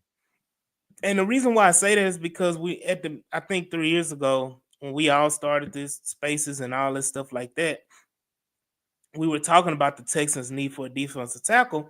Everybody kept reaching high. Mhm. Everybody kept going high, saying, I want the Allens, I want the Deron Paynes, I want these Quentin Williams, I want these big name Leonard Williams, however, whatever. I want these big name defensive tackles, Jeffrey Simmons, whatever, whatever. When I'm like, there's guys at a lower that you can get cheaper that are just as good Yeah. that you can build your team with. And Tim Settle was one of my guys, and I was banging the table, and I was like, man, if we can just get a Tim Settle in the room, you're gonna Mhm. see the difference. And now you see it on the field with Tim Settle on his team. So he needs to be disruptive this Sunday Oh, against absolutely. Tua. Absolutely. And I think he will, because I think that Miami's interior offensive line is piss poor. Yeah. Um, so I think you'll see him be effective in that game on the trenches defensively. And then offensively, of course, we gotta see, you know, can the interior of our offensive line be productive in pass protection, but I also want to see them be productive in the run game, which is something that's been missing. Yeah. Um, I hate to say it, since Kenyon Green walked out and got hurt. And people don't want to bring that up much, but the run game took a drastic dip. Yeah. And it shows you how important Kenyon Green was in the run game. Pass protection, I mean, he was let's be real, he was god awful. But in the run game, he was pretty damn good, and we seeing the effect of it. But Yeah. I want to see them pick it up and see, can they be at least halfway decent dominant in the run game, and can Joe Mixon take advantage of that? Man, I think that one of the keys, and I'm going to talk about this more on the Locked On Texans podcast on the Tuesday's edition of the Locked On Texans podcast. One of my keys to victory is the matchup between Nico Collins and Jalen Ramsey. Mm. I want to see how that's going to be, and I honestly and truly believe is the only way that Miami even stays in this game is Ramsey has to travel with Nico. He has to, because Mhm. there's nobody else on that team that can play Nico straight up. Now, even with Ramsey playing him straight up, I watched on Sunday. I know that Garrett Wilson and Nico Collins are two different types of receivers. But Garrett Wilson was giving Jalen Ramsey the business on Sunday, Mhm. like giving him the business. And if you're Jalen Ramsey loves to be physical as well, you're not going to be able to be physical with Nico, because Nico is a big wide receiver who also plays physical. And if you want to get into a hand wrestling match with him, if you want to get into being physical with him off the line, you're going to lose every time. Ain't too many defensive backs in the league that's going to be able to stay with him like that. So that's one of my keys to victory. I also look at a defensive line getting pressure on Tua. Hey man, side note, bro, you know what I really want to name you know what I want to title this show? Mhm. Hawk Tua.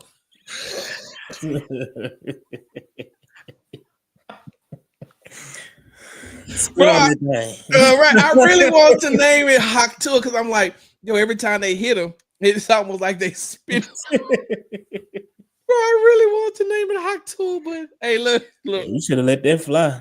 Hey man, look, like I be telling This people, with man, me on. bro, especially with you on Mr. Viagra. Hey, last question I have for you, AD. Mhm. Who are your standouts? One on offense and one on defense. And you can go either side of the ball, whichever one you want to go first. Um, I mean, defensively, standing out would have been Jalen Petrie. Um, because of the way he's been playing before the injury and everything like that. He was just lights out, probably one of our best defenders, if you want to be honest. Yeah, pause. Hey, yo. um, and then offensively, that's kind of hard, but the easy choice is Joe Mixon. Yeah. Easy choice is Joe Mixon. I always try to find a little diamond in the rough. But I mean, I saw John Mitchell get his opportunities. He was gonna be one, but that died quickly. Um, Because of Bobby. yeah, I Now know. that's a Bobby issue right there. Yeah. That's a Bobby issue. But yeah, the easy one is Joe Mixon. Joe Mixon is, making lemonade out of, yeah, I don't want to say, but I already know what you're talking about. I already know. so I think Joe Mixon and Jalen Petrie are the standouts so far on both sides. I would say on the offensive side, I would definitely have to say Joe Mixon has been, um, exactly what this offense has needed. And I know that I had a conversation with I had a conversation with someone in the Texans organization last week, and the conversation was based off of they asked me, "Hey, who do you think would have been better for this situation, Saquon Barkley or Mm, Joe Mixon? mm, To get Saquon or to have Saquon Barkley or to have Joe Mixon?" And I said, I think for like on the field, of course, we can look at Saquon Barkley mhm. and see what he's done, but he's also running behind. Like, are they the best offensive line in football? The No, Eagles? no. Who's better than them? I think Detroit may have a better offensive line Oh, yeah, Detroit does have a than good one. Philly. But Philly has top five. Yeah, they got a top 5 offensive So line. the Texans got top five.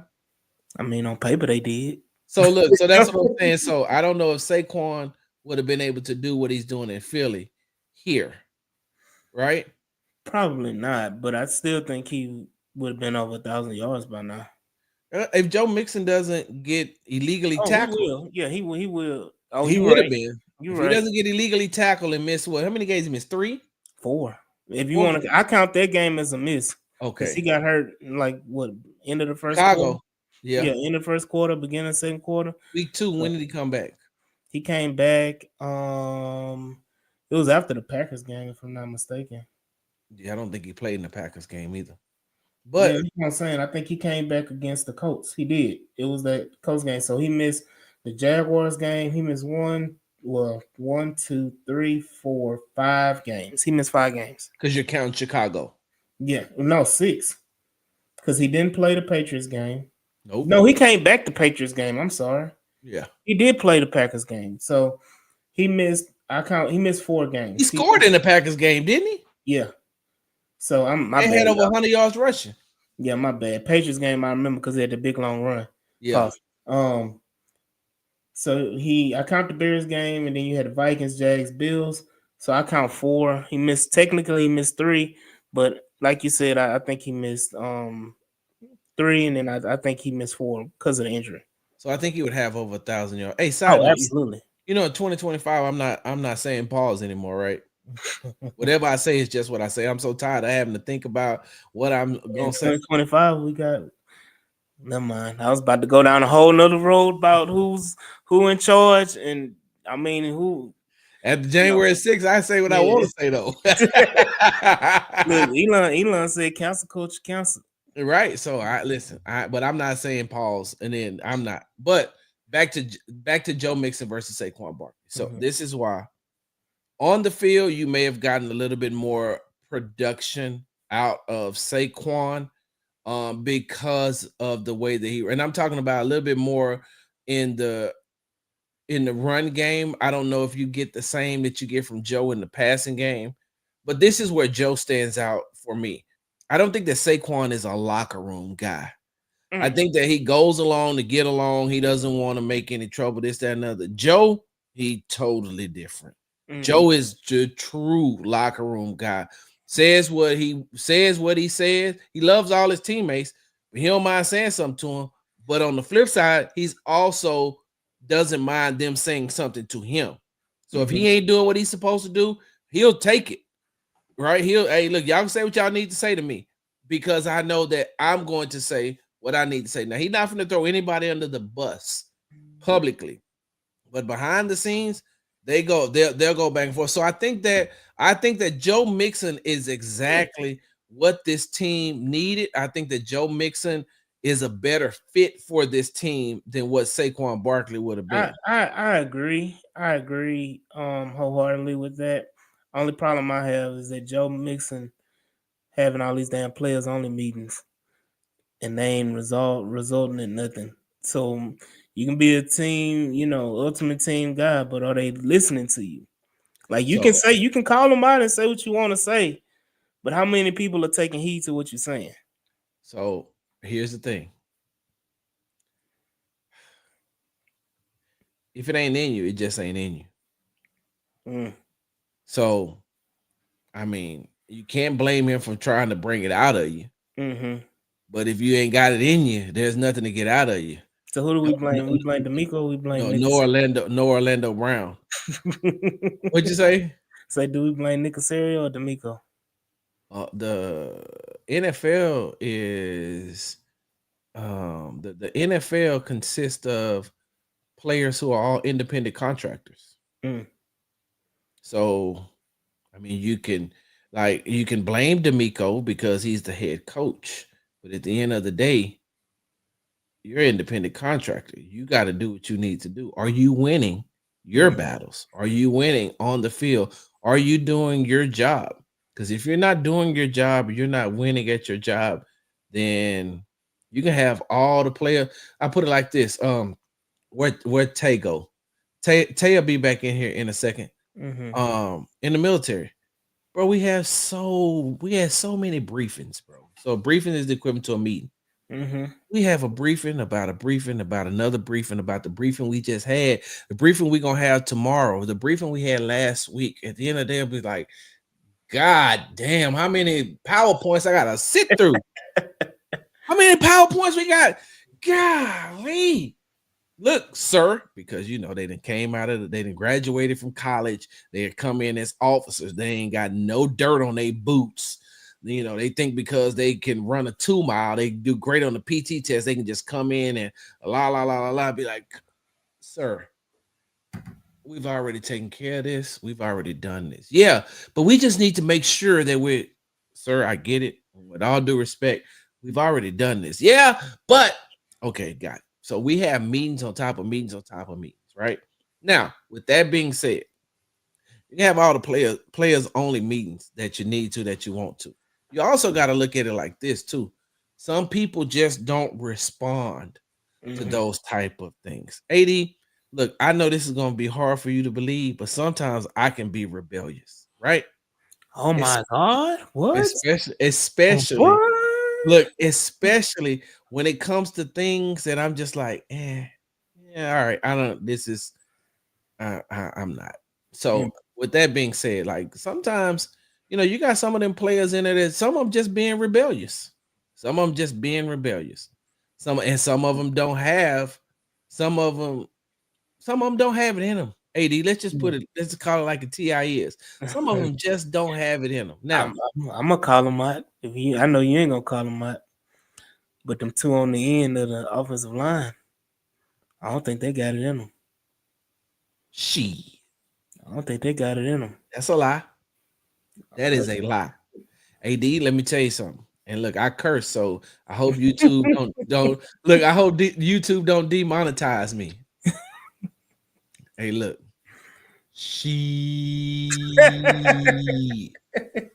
me tell you something, AD. And I met both of them in person. Did you get a chance to talk football with Larry Tunsil? No, I didn't get a chance to.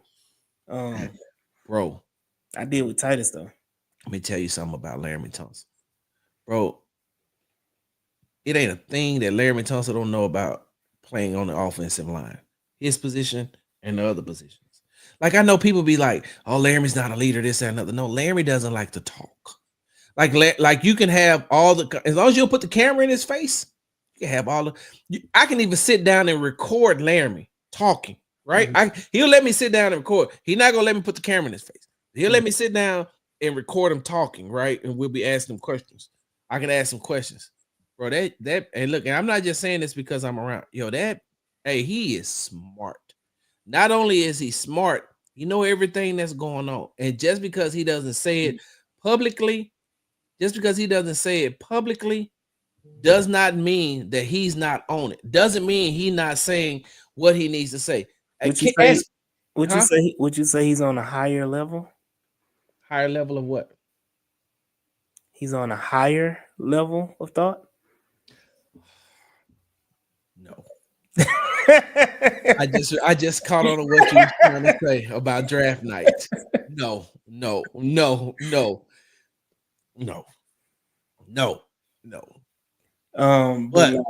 I get your point about him, but in some plays, watching all 22, it's like, what the hell?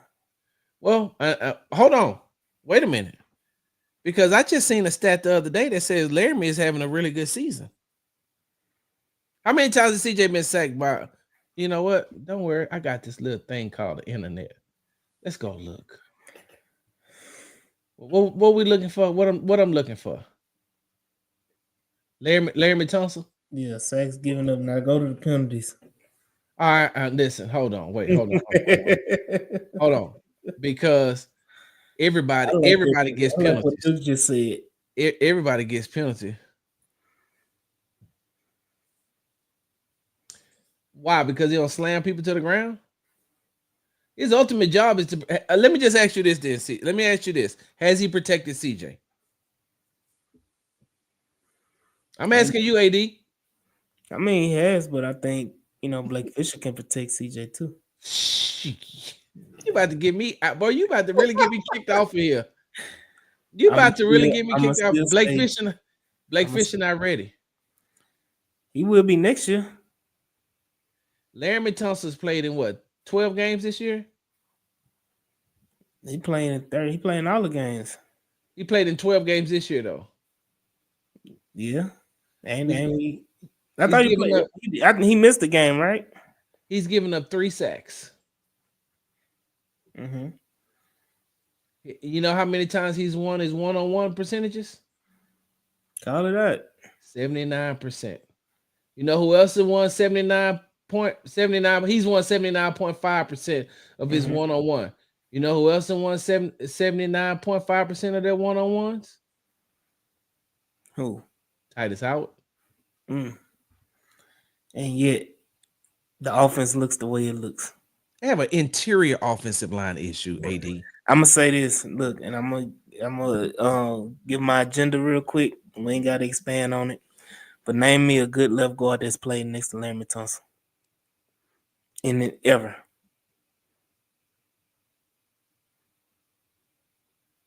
He got here. I'll wait. He got here 18?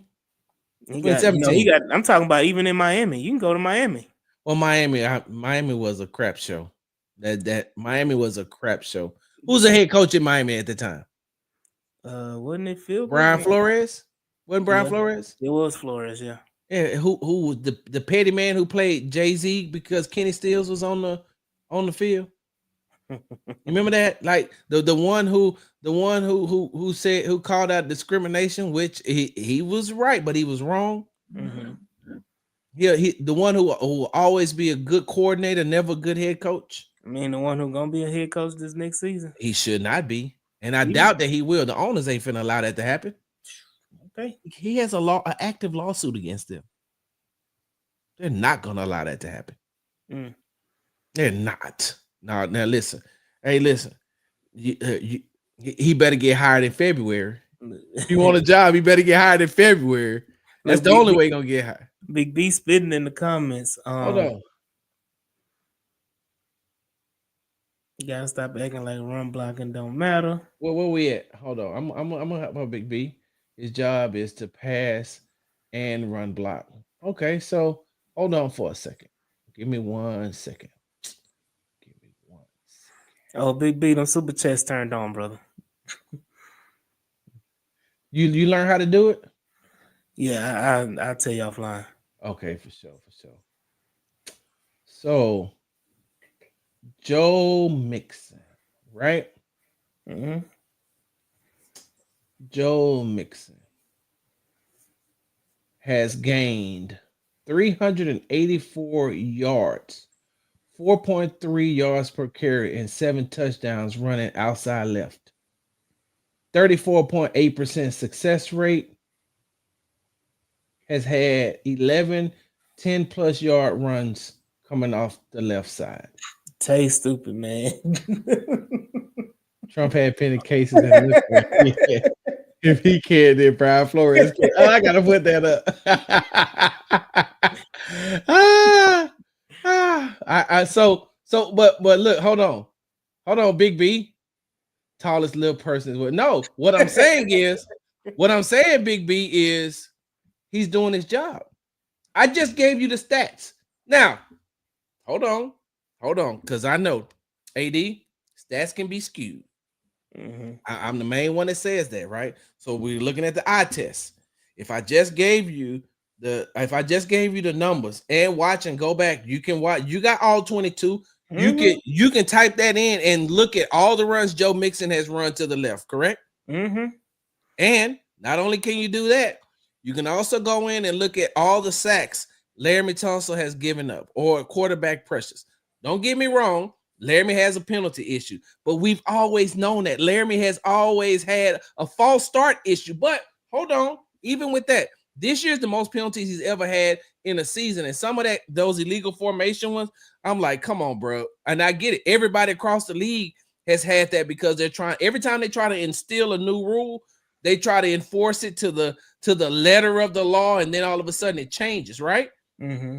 But if you really go back and take a look at the amount of penalties that Laramie Tunsil has had in his career, you'll be surprised. I did a show about that already where I talked about that. Laramie doesn't have as many penalties as people think he does over his career. This year is an anomaly. This year is different. This year he leads the league in penalties, correct? Mm-hmm. So all I'm saying is that when you look at the numbers and you look at the eye test, CJ is a right-handed quarterback, correct? Mm-hmm. Has Laramie not done his job by protecting CJ's blind side? 2 years in a row. So we talk about it, and I get the point about that.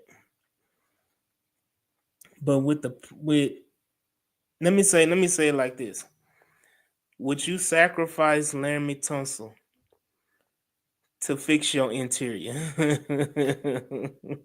No, because you said it best. And I don't know what point you was trying to make, but you said it best. Who are the left guards that has played with him? He had a rookie. But I'm saying, you take away Laramie Tunsil. Let's say you put Fisher there, right? Or you move Titus to left, put Fisher at right. Bro, hold on before you say that. I watched Blake Fisher get his ass whooped through training camp to the point where, I put it like this, to the point where Kenyon Green had to help him out so much. And I'm like, Kenyon just not coming back. Kenyon had to help him out a lot because he either had to go up against Daniil or Will. Mm-hmm. When you take them two out, Barnett killing them. Mario Edwards.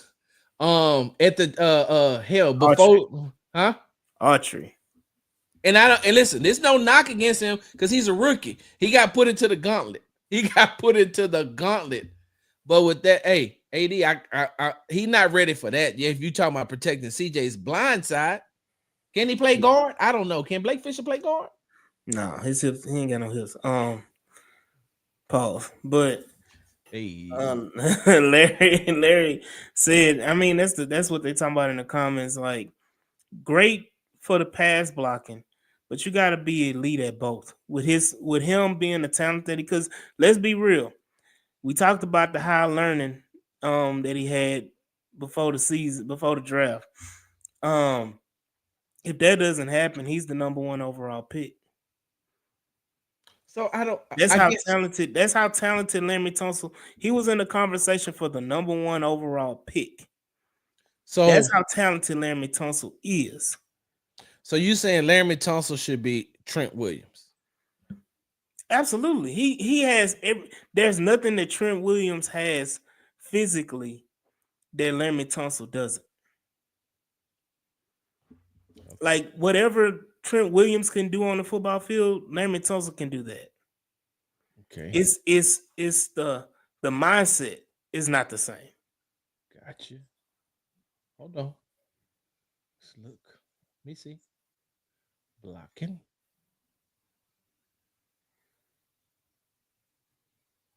Trent Williams. Right? Mm-hmm. Are you talking about this year? Um, I- what y'all want me to go off of?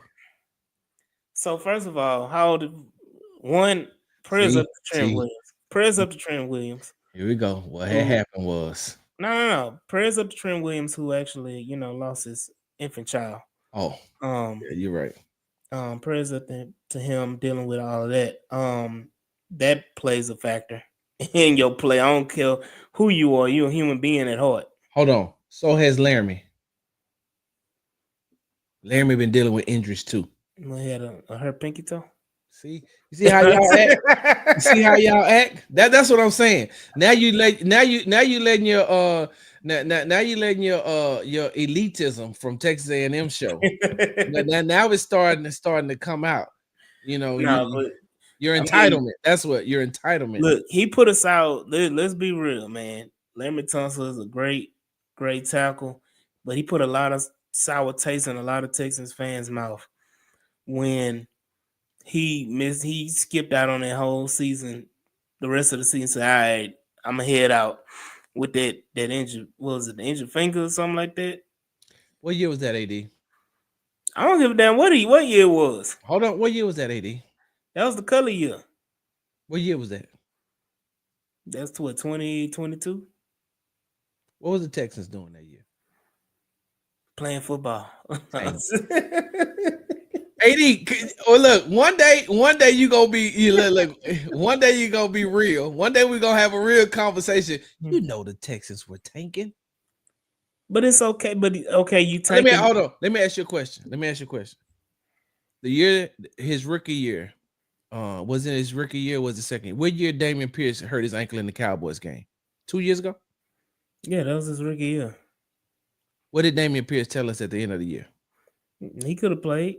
They held him up. Why Larry they held him up? Tunsil held himself out. Hold on. Why? No, Larry Tunsil didn't hold himself out. Why do you think they held him out?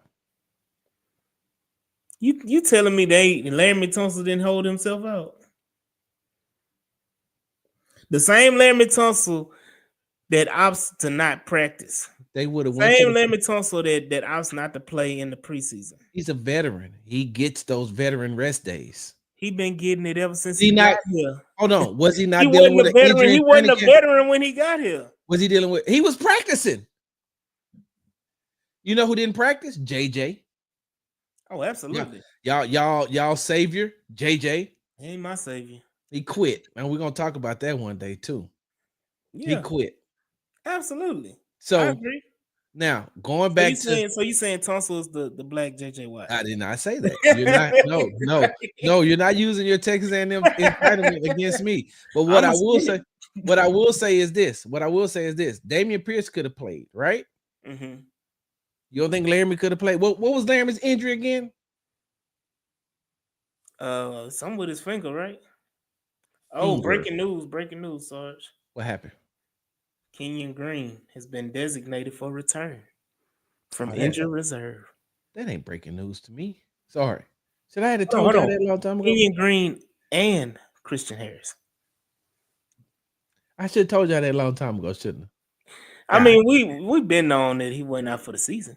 Yeah. But why are they bringing him back though?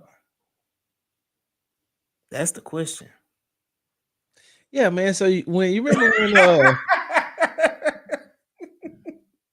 That's the question everybody want to know. well, Kenyon Green being brought back. well, you heard Nick say. What did Nick say? Juice plays better at. Hey.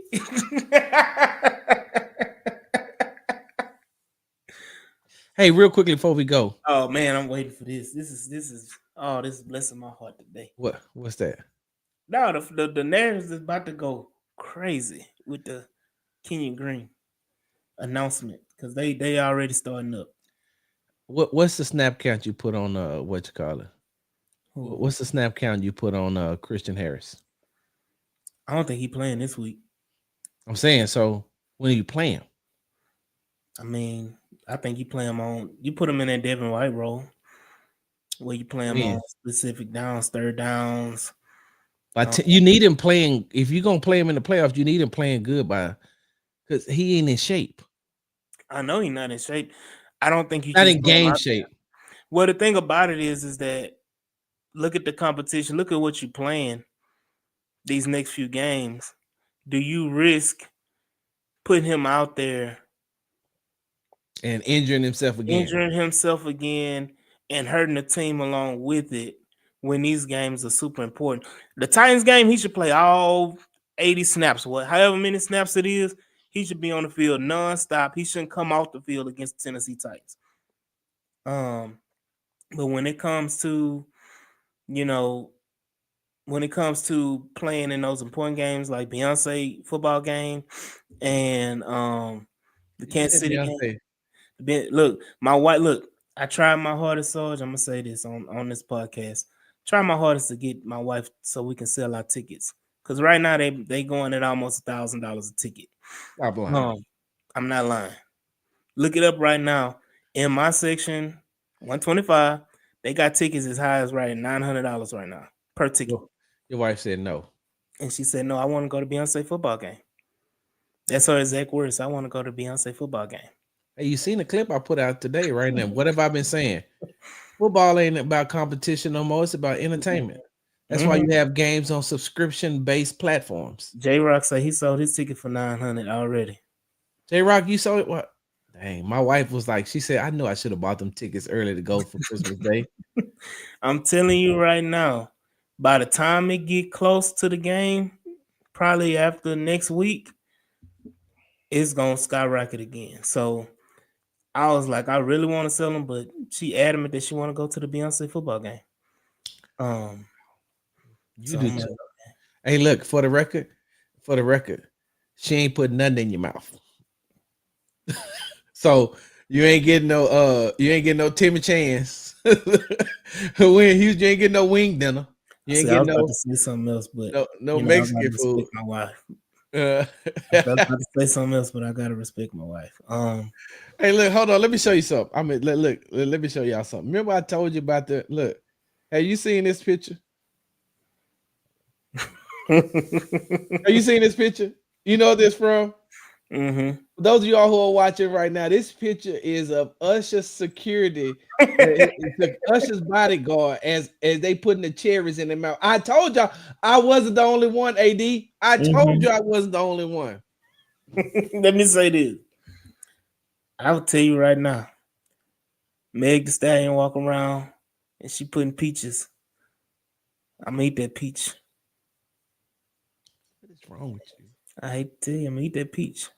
Your second blue chew that kicked in. You took two for this one.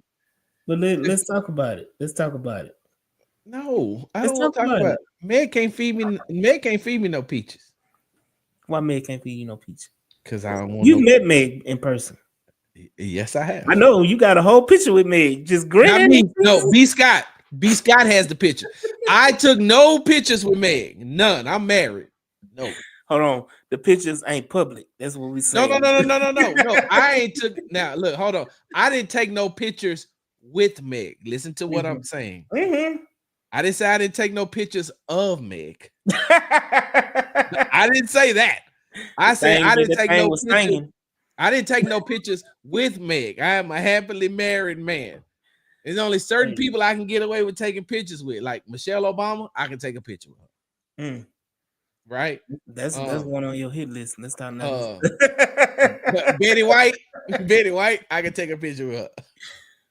Beyonce. I can get away with taking a picture with Beyonce because that's Beyonce, right? But everybody else, like, yeah. Well, I mean, it ain't throwing them under the bridge, man. He talking about J-Rock say he threw B. Scott under the bridge. No, it's a public. B. Scott got that picture out there. That's on his page. Yeah. Beast, that ain't throwing him under the bus. Hey, look, but I Yeah. ain't like you. You gonna take a picture with Keisha Cole, Sexy Who Red. No, Sexy Red, yeah. I'll La- take it, yeah. Bro, she said It's taking a picture. You saying taking a picture. you still gonna be able to smell it. Hey, You go, hey, I hey, got look. sinus infection. You taking one with Lotto, Glorilla. Lotto, man. Whew.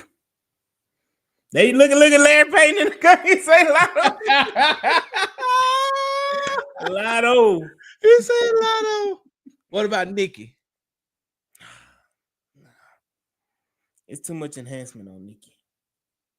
Back in the day, though, Lil Even Kim, before Lil Kim had all that surgery, oh my God, I Kim seen Lil was Kim hey, at Oasis in person. I chef's said, kiss. but she ain't finer than Hold on. I tell you stupid. Wait, hold on. What I need to put? Hold on. I just smell like dumpster juicy. Hey, you gonna catch some men in the same room with Sexy Red? Hey, look, hey, hold on, AD. Hey, thank y'all for tuning in to the Sports Talk with Big Sarge show. I'm gonna end this show in a second. We off the rails right now. You are now in the Buzz and Petty portion. Look, let me give you a preview of what Buzz and Petty gonna look like. AD, and I got to get ready to go because Coach get ready to speak. AD, that's crazy. That's crazy. Look, I say picture. I ain't eating no pictures from no Sexy Red now. Nikki built like a Lotto does have some in here. Now she don't have the same ones though. Come on now, Nikki look like When last time you seen Larry? Larry Payton. Yeah, It's been a minute since the last time I saw him, since we both saw him. you gave him some blue chew too. No, but Jordan Childs is legit too now. Now Larry showing his type now. Larry out here telling on himself because Larry, all of them look the same. They in the same realm. Now this one. Mm. That one On my mama. on my hood, bro. That one. Mm-hmm. That one. Hey, look, Hey, Money Long ain't too bad a dancer. Dochi either. Mm-hmm. Hey, look. Now the one that I'm gonna take the picture and just have to get cussed out by my wife for. Keisha from Belly. Yeah. What you mean, her? Yeah. You just said you'd take a picture with Sexy Red. I said a picture. Now, see, you taking it all out of I context. said I'd take a picture with Keisha. Okay. Trying to think. Hey, look. Oh, side note. I know I put this out on Twitter. Let me put this out right here again. Hey, stay out of that built like a Mexican. Stay out of it. Stay out of it.